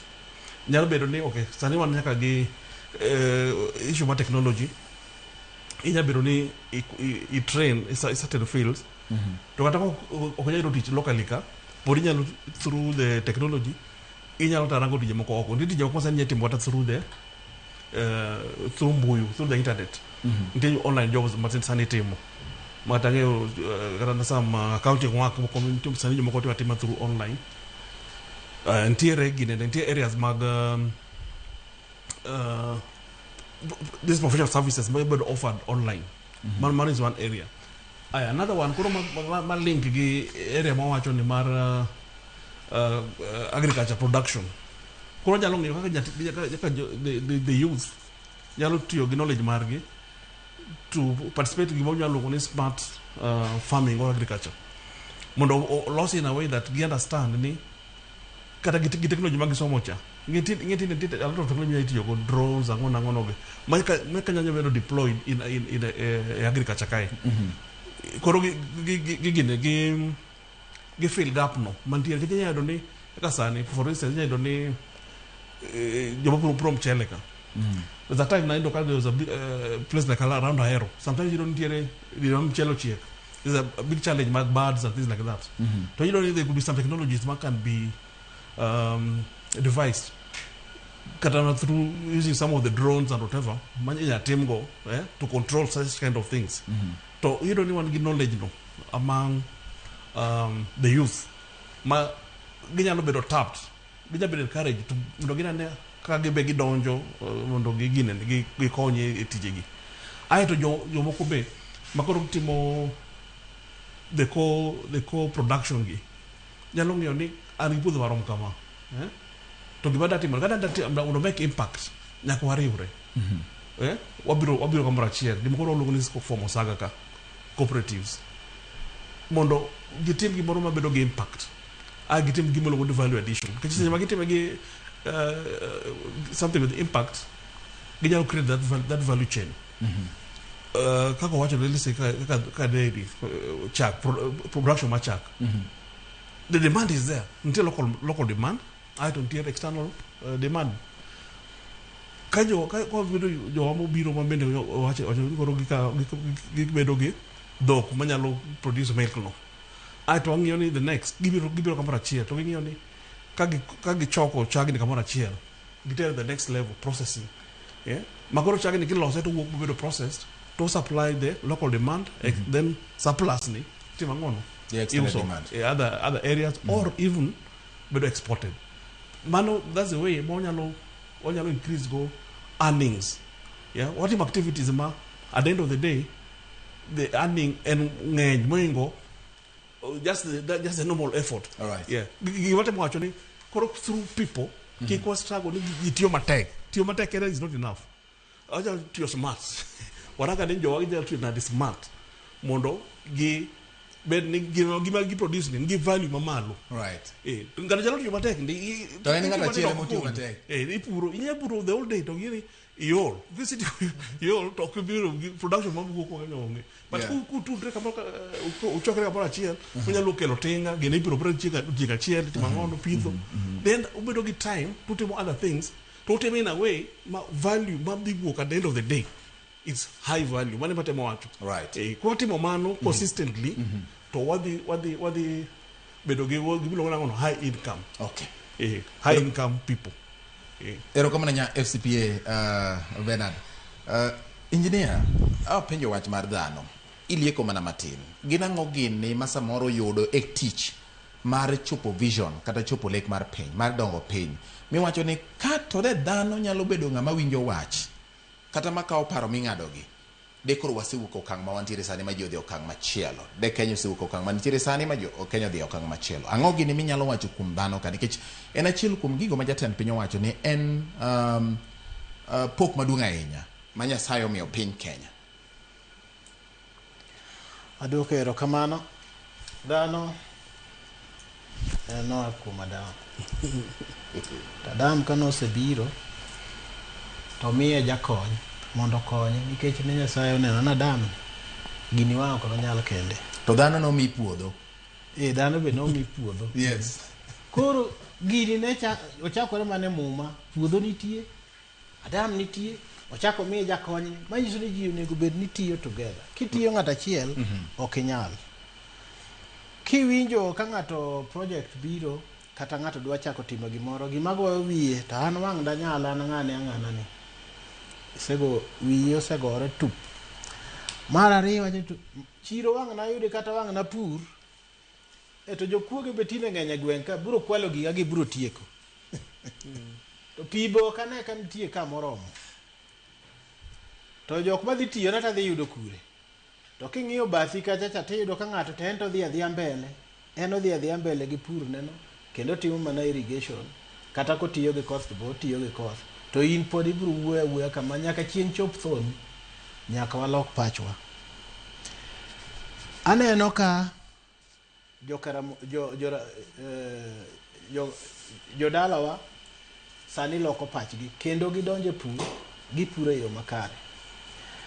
Ndalo moro natiyo Homa Bay to katiyo Homa Bay ka ji ne mako thothgi ne mako rech kato bang' rang'wena ka but rang'wena but Homa Bay ka ji ochaka ng'iyo pump mar go pi e alot to gigo alot to ging'iyo alot giuso alot to alot no bende market mane wacho ni market ok dhi yudo market chako yudo mana Homa Bay ka ji oinga alot en mani alot makoro oko yudo ka alot nitie kama giwacho ni ma to koro aloko and lal nikech alot adhi yudo ka yacha ka ng'eny koro kaka dhi uso timore nade tek nikech jogo loso alot gi kademo wacho kaka nasetemo fwaro wach kamoro los giri kidwa ni mondo ikonyri kik ing'i mar ng'ato los giri ma giri no koro uloso kanyo to uchamo e gweng'u kanyo dhi minimize ni the cost.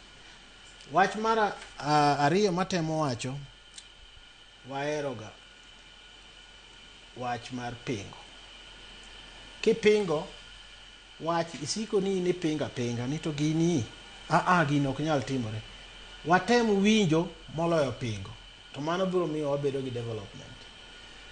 King'iyo jo Japan kako dak gi luoro authority ma ng'ato maduong' ne kosewuoyo to kata en gi gimoro manodhi pingo matin to kungo dhi obedo piny mopar ni to gini kata kipinge to wapinge nade to pingo miwito lwedo cha ketho bura miyo kata group mudwa loso mondo utigo together mondo ubed gi cooperative udhi yudo kaka grupni ji pingore apinga. Losuru group matindo tindo kik obed maduong' ahinya biro bang'e nikech wuoth nyaka chak gi step achiel kilos step mamoko go. Kwadhi kar technology kae nikech ji wacho ni to wan tinde wan gi nyithindo matindo kaka an gi nyithinda jomoko bende gi nyithindogi king'iyogi samoro ok ginyal hero agriculture ahinya kata pur ahinya koro technology nyaka bi manyalo konyogi mondo labor ni odog piny. Ok en mana Kenya kende ma ji ywagore wach labor mar agriculture kata jo Japan ka ng'ato dwa dhi japur dwa nyuomo dhako to dhako jare to dang' adhi nyuoma gi japur dhi nega gi tich e puodho koro gimanyo mana pinje mamoko mondo obi otim ang'owa obi odag Japan jok magombo dag Japan to gin gisetemo ma gin gi machines matiyo kata wan bende mashindego aneno ka sani watiyogo makata mchele sani kwara timo harvesting to watiyogo combine harvester kendo miyowa konyruok maber. Pur bende sani mane wapuro gi dhiang' wadok wapuro gi tingni nikech puothe bende minyalo kwaye dhok bende onge to koro dhok mane wang'iyo mabedogo machon ka John bo wacho maber dhok mane wabedogo machon ka ma dhiang' kogolo ni lita achiel to mano konyi di kidwa dhi moingo lita achiel to koro timi nade ogweyi koro wan gi dhok manyalo golonwa chak dhogi bende wakel to ko oyud pi irrigation ni pod dhiang' nyalo modho. Yes. Dhiang' omodh pigni omiyi chak manyalo miyi 10 liters kadhi mbele dongi konyori to en dhiang' adi achiel. Waparo ni kanyo kato nitiere watem embrace ideas ma ji kelo kwa embrace ideas to biro konyowa kaka wadhi mbele kik wabed ready to react haraka kata mana jalweny ok nyal make a decision ma very abrupt ni chakuru goru ikuongo iwache ma winj niya gini onyalo konyowa koso ok onyal konyowa koro kik wabed jok ma ringo gi wach haraka ka en wach makonyowa to waring go haraka to wach ma pok ing'eyo wachne matin pime kaka ochal kata idhi kode mbele. Koro aparo ni walok pachwa wabed ni wan able to do anything ma defeat nipiere mane mindwa, nyosruok nitie mane pachwa, ok nitiere uwezo marwa. All right. Erokamna engineer John Dano. Kane pod atin George. Ne watimo komino wa puothe ne dongo. Akana seti ahinya. Puothe ne dongo. Puothe ne dongo to neno kwadhi komino wa kawuono wadhi puro kang'ame nwang' ka vijana chiwo sa 11 ji dhi puro kano bet mano engineer sani dak itim mano nikech ang'o otimore puothe sani obedo divided iluongo ni severe land fragmentation gi divide puothe gi masani kidhi puoth ng'ano na lweny sani kidhi kata yo kaka kamo kaka Imbo widows manodong ji osetho mang'eny. They are selling those lands ka chala ng'ato dhi uso dhiang'. It is terrible. Koro inwang' ka jomonyiepo go subdivide land ma koro ka kuma nyalo tiye no onge. Koro dhano wadwan kik watim kata ki in go puodho to jirani nigi puodho kaka jotelo osewacho cha. Riwre ur mondo utim ang'o? Puodho ni karachiel unwang' cham mang'eny. Land mabedo divided no osebedo kahinyowa kaka human beings. Then nitie jomoko bende modak loka kata gidak apango to giwawe land dala arable land mangato kumul, so it is just staying there. Koro dwaro jogi bende oshirikiana gi ji at least gine kaka puothe modong' mok tigo gi kata gin woko one kaka tiyo kata ka ginyalo ko pesa to gipur gi kigen commercially, let them do that mondo gitim ang'o wane kaka wamedo chiemo. Then watch mon over rely on rain fed agriculture ni be nyak wagolie wiwa omi watch irrigation ni biro watch irrigation ko biri gwengi watch ni koro ana onge pesa o kabid pigno kata puotha no malo kaka jata lose watch okidwa jo pinyo timang in muket irrigation system ipuothino okidwa no kony joman piny koro wane kaka wanyalo walk rain fed agriculture nikech ohinyowa kaka higa ni ohinyowa kabisa. Kenya onge chiemo koso jatelo Kenya onge chiemo nikech koth nolal ka koro oduma kadwa timo ang'o. Koro wawe over rely sana rain fed agriculture to jotelo mek irrigation National Irrigation Board tiyo matek mondo kelnwa pi gweng' mondo at least wadhi nyaka irrigation. Nitie water pan migero kuonde mamoko mabe tiyo wanyalo kelogi kata imiethwa to gitiyo through kipuonjowa. Then puothe gi bende wasetiye mang'eny. Tinyalo nwang'o no puodho kitiye mang'eny to uwezo ne manwang'o chiemo cha lal. Obedo acidity mang'eny. Koro kik wabeda bera traditional ineno kidwa tiyo go mbolea again yoru yo magisakwa ka ni ji kidwa tiyo go mbolea up to now. Mbolea timang'o ketho puodho. Warang puothe mosebedo degraded wadhi gi kaka piny dhi.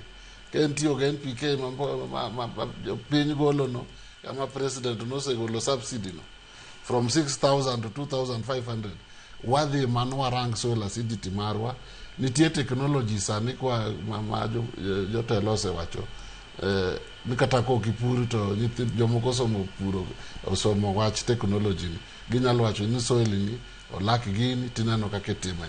Koro mano bende oripo jopiny rang. Then national land use matters be nyaka sirkal rang the national land use matter plan.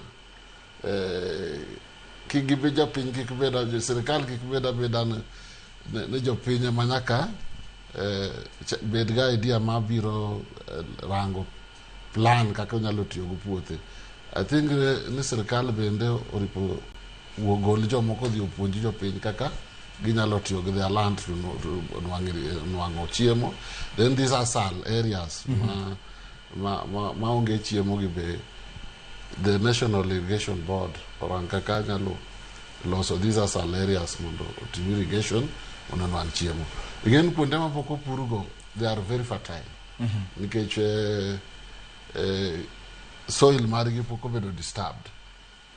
Onge ng'ama osepuro gi koro if you can produce water in those asal areas kata ko gitiyo go mbolea you can get a lot of produce. All right. Then jomoko tie ma lease land kaka jotelo wacho kidhi Nyanza wakantie joma nigi puothe mang'eny ma lease land. Nitie osiepna moro en auditor general Ouko, aparo nung'e Ouko. Ouko nonwang'o puodho moro ma government. I'm talking of government land, gidongo. Government must encourage. Nwang'o school nigi puodho maduong' and it's just idle. Institutions moko ni puothe madongo, they are just idle. We should encourage individuals manyalo lease this land at an affordable rate to do make something, it productive. to make it productive. Huko no siepo nato no lease land moro ma school mane school odarie. Kamoni yenga ugenya kocha. Very big land. To wacho nanu were, what can we do here? Mondo puodho ni in 25 years, get at least in 25 years. What can one onami ideas? Let us plant trees. Wapid maembe, wapid avocado, waket fish ponds. Then within that 25 years, ibo nongoni loso limo. Huko kata ko winja maybe ose loso pesi puodho no sana around around 50 acres. Bano mana school no dar kanyo because it was waterlogged. Korena na ido kanyo. So such lands waranka kwa timango kaka wa make use of them. Then sama wan wako gi engineer atemo ga explain gimo minano ka this rain pattern be lal oduma kethre. Waketho a lot of our vegetation. Waketho a lot of our environment. Guango makigweng, tomo yen, ber kawa chako samwa purucha. We identify yen mabe wanyalo pidhi puothe wagi. Mondo that rain pattern manentie choncho duogo. Rain pattern olan kech waketho environment. All right. Yen manentie chon. Kata chwaka kasa didwange gwengonge. They are not there. To keep pono manga to sadi. Those were just wild fruits. Manediti pono chwati biro nyodogo nyuka, and they were very good. Now kidhi bi pono chwangata nilwani nikech ni puothe. So let us encourage also planting of trees and some of this vegetation. Mondo wadwok our system maricha pin odwog. Kidhi pinjo mwaka just for a minute. Eka Vihiga kanyo gidaki kite. In fact, it is kidi kabisa. But in Wakage paid a lot of trees around that area.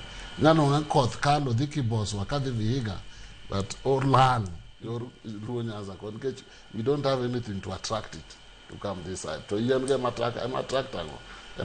Koroka kaji. Let us also conserve our environment. All right. Yes. Ero kamana nyanya kwa Ramogi ma Twak mari wacha Ramogi TV. Kendo medo fuone ne japiny wuon mondo ingeni to ju kanye to dhi kanye. Wadani mondo wawinjane ni jopiny to wachango ewi weche ma wawuoyegi. Oganda manyamira bende nigi pachgi. Mana kaka wawacho ni sumruok paro ber. Wadawinjane jo manyamira wachango e wach mar lek mar piny Kenya ma osebedo godo kata ma piny Kenya osebedo godo kadhi mbele mar Vision 2030. Wawinjane gima jo nyamira wacho. I'm like 30 years now. Na tukisema Vision 2030 imeshapita. Na saizi kama niko na 30 years na bado hakuna change. So nataka kuniambia hiyo Vision 2060 there's a bigger change then? No. Kitu muhimu ni ile jamaa wanatumia vibaya. They are interested with politics themselves peke yake, vitu wanafikiria ni wanajidivide wenyewe. Sisi tunaumia hapa. Then kituambia president umekaa for 15 years, let me say. Now 15 years, umekaa 10 years for like a deputy president, and this is 5 years unaenda kumaliza like a president. So when ulikuwa unafikisha hii 2030 when ungeachieve, si kuambia mtu atakuja 2030 unajua tuko na term 3 za president. Hiyo ni 10. So president wa 3 ndio atakuja kufikisha hiyo 2060 vision. Katika ruasa ya 2030 hakuna kitu chochote hata kidogo kilichomzuia rais kuanza kutekeleza wakati ambapo aliingia yeye kama rais, kwa sababu hapo bado kulikuwa na miaka 9 ilikuwa imebaki, miaka 8 ilikuwa imebaki. Yeye amefika wakati huu, ameruka kiunzi, ameenda 20 na 60. Amepoteza njia na hakuna chochote kinachomzuia kufanya kazi kwa hii miaka ama mwaka mmoja. Miaka 4 amekuwa kwa ofisi. Ni aibu sana kuona rais mzima kufanya kampeni kwa kutumia ruasa. Nasikia Vision 2060.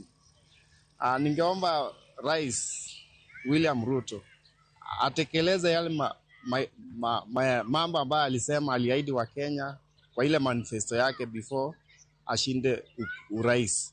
So hata ashughulikie 2030 kwanza, hata ashughulikie kwanza yake hiyo tamu yake ya kwanza, ndio atuahidi ile ya 2060.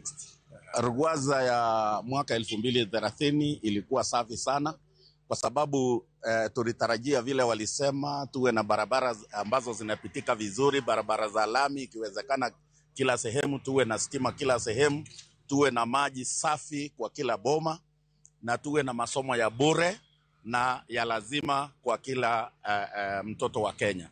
Ni kwamba tulitarajia uchumi ya Kenya uweze kupanda iwezekanavyo. Kila mtu awe anajiweza katika boma lake. Lakini yale ambayo pengine yametekelezwa kidogo kidogo, nimeona kama barabara za lami zimetengenezwa kidogo kidogo sehemu fulani. But ile inamaliza hii Rugwaza isitekelezwe vizuri ni corruption. Kwa hivyo ni kwamba haijatekelezwa vile ilivyokuwa inatakikana. Katika Vision 2030 tulikuwa tumeambiwa kwamba ikifikia 2030 elimu itakuwa ni bure kabisa, lakini sahi tunapoona elimu sasa ndio sahi inaendelea kuwa gari mno, pesa zinaendelea kuongezeka shuleni, ambayo haikuwa matarajio yetu wakati tulikuwa tunaweka hii Vision 2030. Vision 2030 tulikuwa tumeambiwa kwamba barabara zitakuwa zote ni za lami, lakini ukiangalia sahi Vision 2030 imefika na hiyo mambo haijatekelezwa. Rais atekeleze haya mambo ambayo hayakutekelezwa katika Vision 2030, ndio na sisi to develop hiyo confidence ambayo Vision 2060 itatufanyia zaidi kuliko Vision 2030. Nashukuru Rais, asante sana, kwa sababu mimi kama mwananchi nataka kiongozi mwenye akona Nyakora mogi mago pacho ganda mawuok Nyamira ka giwuoyo wach mar Vision 2030. Moko kuom giwacho ni pok gineno, moko bende wach ni lek ne ber kata kamano pok ochope. Ok ang'eyo ni gweng'i kama intiere ka nitie ranyisi mar chop mar lekno. Wabiro ng'iyo mano ka waduogo ka nyakora mogi bang' yweyo mwadhieni, wadhi ng'iyane to ere kaka inyalo yaw Kenya mondo bed gi chugo thuolo mag tije. Chugo thuolo mag tije ka jatend piny olose ahinya nyakora mogi kaachiel kod bende kedo kod mibadhi. Magi gik madhi wuoyo ahinya, ong'eni to ere kaka inyalo chugo thuolo mag tije. Kembe miwacho ni nyalo bede Kenya kagi mondo yawe kitiyo kod teknolojia masani. Gidhi bedo yo machalo nade. Ere kaka inyalo kony kaluwore kod mwandu mantiere piny Kenya mondo wang'i gima jatend piny owacho gi lek mar ajenda mokwongo mar uchumi nyakora mogi mar keto Kenya e ngadho mar pinje mamoko ma osedongore e piny mangima. Odhi yweyo oduogo bang' thuolo machuok.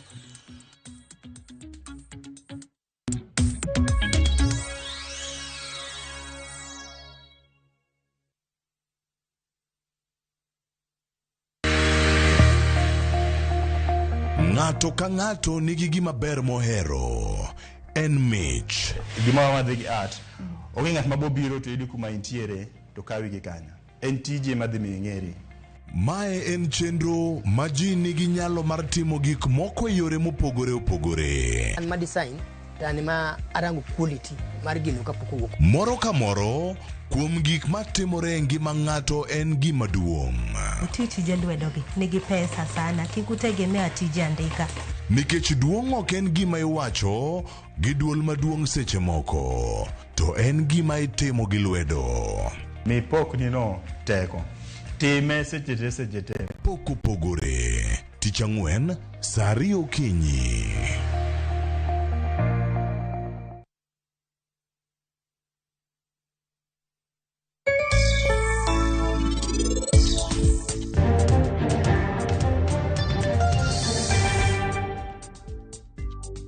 An gi breeds adek ka. An gi moro ni Fresian, an gi moro ni Asa, an gi moro ni Gans.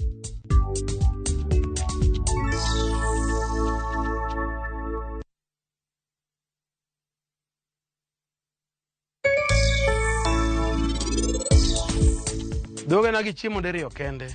Diriyo gichiemo saa 12 okinyi kosenyiedhgi to gichiemo. Kendo ang' gichako gichiemo saa 12 odhiambo kendo kochako nyiedhgi. Ya, wanyiedhgi dek. Mokwongo dhoge kidwa ni mondo iritgi maber yud chak mondo gikonyi, chuno ni kama gintie nyaka bed maler. Magi seche te gin zero grazing. Ok giwuok oko, gidak adaka e ot. Koro chumbi ka ginang'o to miyo joints magi bedo man gi ngufu motegno. Kechak bende obedo gi chak ma strong maber. Ukilipa na Airtel Money, unapata 50% transaction fee as cash in your cashback wallet. Sinimina kushow.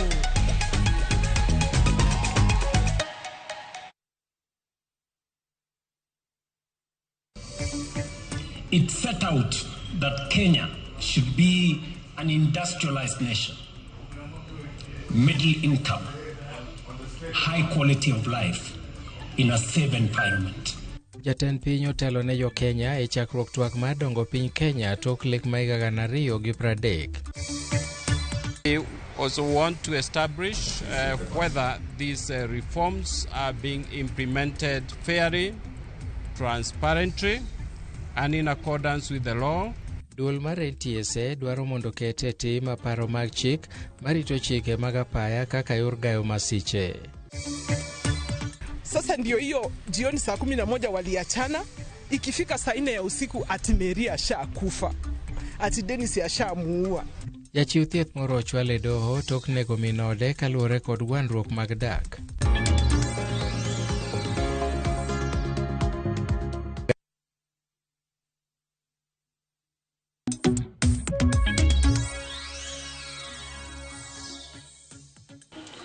Kwaramogi jatend piny William Ruto kata mane weche wa ikoni oyango ni Kenya unjube ni bedo piny makoro ni kod kembe kata luoyo mar bedo kod kembe modalo sento ere kaka inyalo chop piny mar bedo kod kembe. Odani mondo wadhi achiel kachiel kaka ICC kama jalup jatend piny Kithure Kindiki lose gi sani wawinje machuok ni to ginango gine mowacho paro mage magintie nikech ma en thuolo mar sumo paro. Jalup jatend piny to negi paro mane ewi wachni. Per dose, and now it is at 1,400 per dose. More farmers are getting hybrids through sex semen. So that is agriculture. Number 3, education, very quickly. This is quick fire. In education, we've done a few things. One, we've been able to streamline CBC curriculum.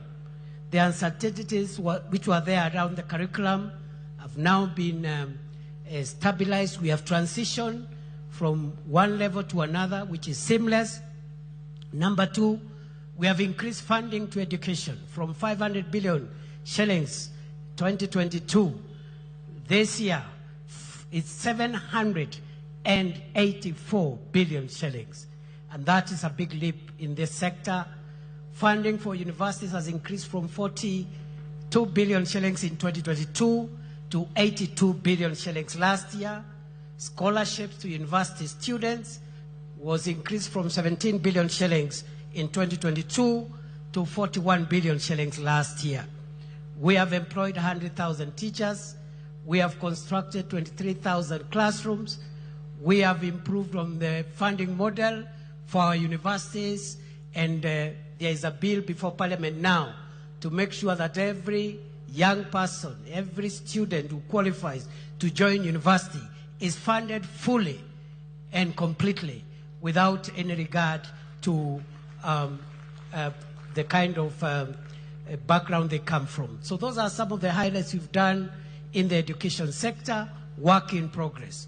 Universal health care, we have moved the number of Kenyans with public medical insurance cover from 8 million under NHIF to currently 32.2 million Kenyans. We are working to modernize the equipment, enhance drug supply, and make sure that our health professionals are motivated to make sure that we perfect the universal health coverage. Number 5, on public infrastructure, we are working on roads, railway, airports, seaports. On the roads sector, when President William Ruto took over, many roads are stalled and we didn't have money to unlock that funding. Through innovative resource mobilization, we've been able to pay all road contractors the pending bills. And today, the roads that are stalled across Kenya, which amount to 6,000 kilometers across the 47 counties, we've paid all the pending bills, 177 billion shillings, and the contractors now are back. Every county is experiencing road construction including areas of our country that for a long time had been left out. You have heard about the famous Ruto Road from Isiolo to Modogashe to Kulamawe. You've heard about that road? Barabara itoke Isiolo, iende Kulamawe, iende Modogashe, iende Samata, itoke Samata, iende Wajia. Wajia Tarbaj. Tarbaj itoke hapo iende Kotulo. Itoke Kotulo Kobo. Kobo Elwak. Elwak Gare. Gare Ramu. Itoke Ramu iende Mandera. Rais Ruto ni fire, si fire. You must also be aware that under this administration we are connecting the port of Lamu through Ijara to Garissa to Isiolo, areas of our country that for a long time had been left out. But we are also working on extending the SGR from Naivasha into Kisumu, Busia, Malaba. That project is ongoing as we speak today. We are building a new terminal, a new airport at Jomo Kenyatta, something we had not imagined we could do it. 155 billion shillings, again through innovative funding arrangements to make sure that we have modern infrastructure. Right now, we also have a port modernization program, which is about 60 billion. And that is taking place at the port of Mombasa, seaports, airports, railways, roads, because that is what will take us to the first world. The so-called shiny things. I had a not so informed critic saying that we don't want shiny things. The difference between the third world, where we are, and the first world, partly is the shiny things. There are better roads, better airports, better facilities across the board. So that's what we are doing around infrastructure. Energy, the president has mentioned, we have moved connectivity to 10.3 million households, up from 8.9 million households. The target is to reach all the households of Kenya, the 15.6 million homesteads. And in the next 4 years, we'll have achieved that target of universal electricity connection. But we need our production capacity to go up. And that's why President Ruto has come up with the National Infrastructure Fund to be able to rejig the agricultural transformation agenda, to rejig our energy production capacity, and also to help us with irrigation and to help us with the infrastructure as we continue expanding on what already has been done. As you are aware, ladies and gentlemen, very quickly as I wind up, you have a few other highlights. We are trying to create as many jobs as possible to the people of Kenya. We have a number of programs. The Kazi Kwa Ground program through affordable housing, 650,000 Kenyans already working in that space, working towards 1 million Kenyans plus. We also have Kazi Mtandaoni, about 300,000 Kenyans who are earning a living through digital jobs. How have we created digital jobs? By increasing connectivity of the fiber optic cable. Right now we have built over 30,000 kilometers of the fiber optic cable. Nyakwaramogi mano jalup jatend piny Rigathi jalup jatend piny Kithure Kindiki Nyakwaramogi kaloso ewi wach mar dongruok mar piny Kenya lek mare magana 260 ka ong'iyo weche motenore kod dongruok mopogore opogore. Gima ong'iyo kanyo Nyakwaramogi wacho wach mar tudruok mag apeyni ma bende owacho apaya mane jatend piny ong'ere godo ahinya ma wuok alwora mar North Eastern kata nyandwat mar piny Kenya. Mabendo kwano gwenge to bende wacho ni yawo alwora mar Dwath Malamu en achiel kuom gigo mabende miyo piny Kenya dhi bedo kod yarruok e weche mag kembe. Nwang'iyo wach mar kembe. Ere kaka Kenya dwa yaro weche mag kembe nikech ka kembe obedo mang'eny to nyiso ni sectors mathoth dhi betie.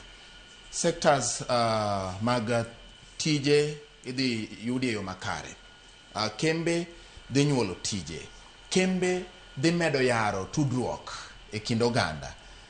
Kembe dhi yaro hala e kind oganda jo Kenya giwegi kod mago ma pinje maoko bende, pinje malibamba kod pinje mamoko manyalo dwaro mwandu mowuok e piny Kenya. Ma wadhi timo nade? Nikech e ochumi ka FCPA kembe mise maduong' ahinya kineno industrial parks, economic zones making'iyo gweng' ka gweng' chigni county ka county e piny Kenya sani nitiere kuonde miluongo ni economic zones, nitiere kuonde miluongo ni industrial parks mwinjo bed ni keto. Ang'o ma nyaka piny Kenya tim mapiyo piyo ka koro ji wuok e lek mar 2030 ka ji dhi e lek manyien matok 2030? Erokamano Bwana Mbati. Kwang'iyo gine mar kembe gi, mokwongo nyaka wach ni kembe gi en gine ne mar luongo ni private.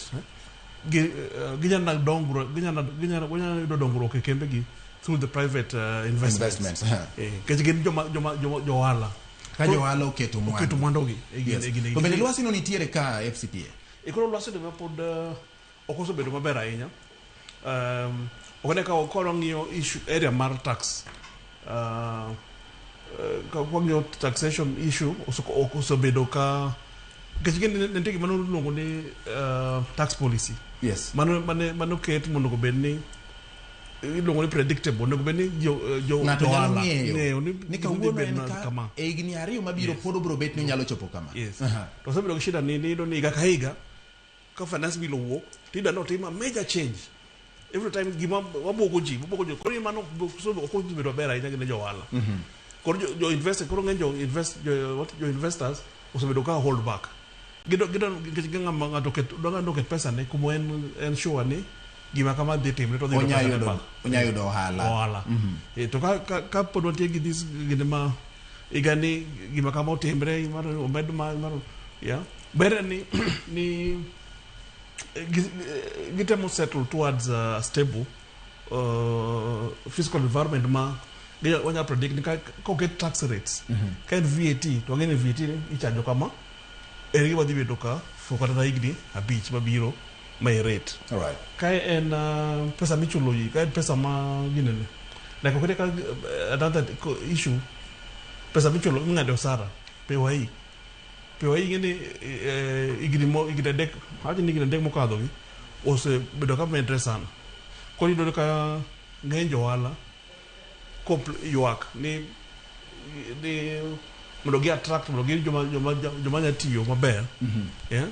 Kind of tax mantiere in place ok osebedo very favorable. Okay. Koro man is one factor manyalo wacho. Moko osebedo the tax environment onego follow the national tax policy, obed gi stability, predictability ma ji ong'eyo ni kama ka tax dhi wuotho. Okay.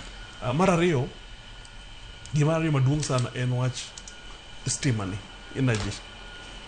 Cost of energy Kenya ka osebedo mamalo sana kwa compare gi pinje mamoko. Yeah. Mano is a major thing nyaka serikal otie mondo make sure ni okete ma manageable manyalo attract jo ohala. Engineer nowacho ni koro wang'iye weche mag tiyo kod teko mar chieng' bende ma is a natural source. Mano nyalo konyo Mano nyalo konyo to kene ka dware is a major investment, initial investment especially. Temo dwaro investments mamoko. Tiene ka jo ohala bong'eyo kuma already nitiere stable supply mar electricity. Yes. Yeah. Is a good initiative, especially kwa timu ye okede ka la company most established Kenya ka to usonge ni ka for long run onyalo invest gradually on solar as a replacement as alternative source of power. To ngama biro chako sadi ni ko ng'iyo ni mondo chako invest ong'eyo chako invest power ni. Okay. To kod giden business line mo dhiti meno koro yun the return period dhi bedo mang'eny. To jo ohala gi especially ko ng'iyo FDI, the foreign direct investment, gitimo comparative analysis. Seche moro do invest obo seek advice mondo miye comparative analysis. Ka invest Kenya chal nadi, yuto mara dhi bedo nadi. Ka invest Uganda, ka invest Tanzania, ka invest kuonde moko gi. Okay. Koro gi compare ga. Koro bo ng'iyo ni ko yudo return mare ber e piny moro cha ok obiro kode. Okay. Koro mano is the first thing man nyaka watim. Sawa. What attract the investment. All right. Especially private investment. Ka gibika koro giboketo kambego bedo mang'eny. Erokamano nya FCPA. Engineer mana mapiyo ka wasudo. Ang'o ma nyaka tim mondo piny Kenya oyarre weche mag bedo kod kembe chugo tije kata mana gik manowacho ni mechanized agriculture ka mondo bed ni nyalo timore makare kokalo kuom teknoloji mantie? Kamano ang'iye kaka engineer. Yes. Investment mondo timre nyaka obed gi enabling environment. My colleague osewuoyo on. Koro there also must be supply and demand. Kaka an koro atiyo gi National Irrigation Authority. I know there is demand for water. I supply that water. Then you'll use it for irrigation purposes. Mondo kembe gi come up, name them. Processing plants, manyalo bedo sugar industries, maloso potatoes, maloso mangoes, processing cooling plants, fish, maloso fish, kata cooling plants manyalo preserve no fish, kata manyalo preserve no maziwa. There must be maziwa to be preserved, otherwise it can be a debate. So why don't we make sure that we have all the products which are there to be used so that investors can be attracted that already there is something here. Yes. Let me go and put my plant there to use the resources. Like the mango plant which is in Ukambani Kocha, Manolos Mheshimiwa Professor Kibudha Kibwana. Not him nikech mango ng'eny. Mango kuno kidhi ng'iewo mango Ukambani. Maembe. Maembe. Pesa matin malich. To karwa kae kobiro kato pesa mang'eny nikech waonge mangos. Wabedo gi mangos wan be wabed gi gigo maloso nwa ang'owa. Maloso nwa gigo.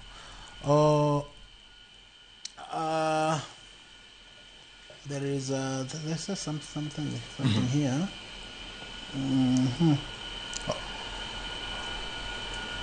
Okay.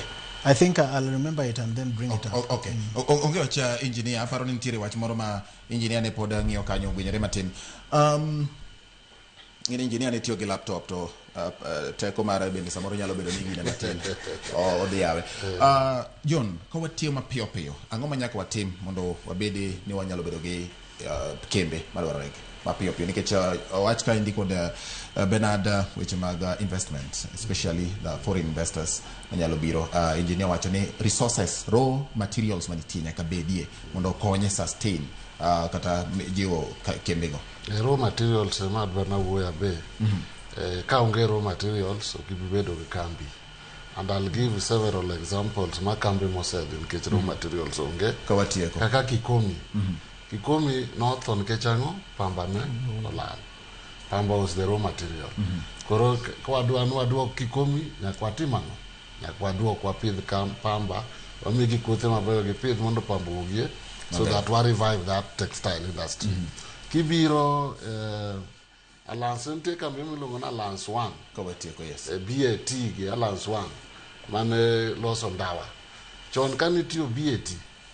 Ni ng'ama lich ahinya. To ne giringo nan raw material olal mandawano. Gidar nikech investment, cost of production Kenya ne ng'eny. Gidhi Uganda gi Tanzania. Ore nwa kaka kambi notimano olal.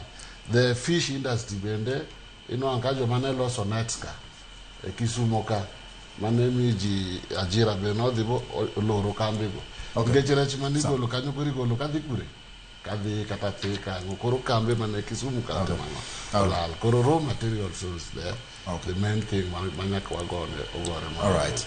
Erokamano nyaparo ne do mana lore gi kanyo. Ng'eni engineer wach mane wach chande seduge wang'e. Seduo. All right. Erokamano nyatika tika gi kanyo. Nado mana jiwo jowa. Yes. Mapuro. Under irrigation. Amiyo example gi rice kende. I've analyzed ma yudo ni gima ni market e loss pesa. Pesa nie pu. Na dwaro ni mondo wach mar ochele no bwa losi adhinga. Chieng' machielo biro luongi engineer mondo koro nikech setimo nonro marika mondo wachako ng'ento wach mar puro ochele miyawe gwenge makaluoni to dhi konyo jaluo nade. Mane wach mabende wabro wenya kora mogi kabeto biro luongo ka endi gi John Manjalonyo weche mag kothe engineer kaachiel kod joma moko bende masiro weche kata mosetudre kod weche mag puro mar ochele. Wena mondo yienge gi kanyo. Erokamano ne in FCPA Bernard Osiero kuom yudo thuolo mar biro. Erokamano Henry Ochere kuom yudo thuolo mar biro. Engineer kuok ni erokamano John bende kuom yudo thuolo jalonyo weche mag agriculture ka wanono wach mar lek mar piny Kenya. 2030 kod 2030. Nyinga en George Bati, Priti Mesa.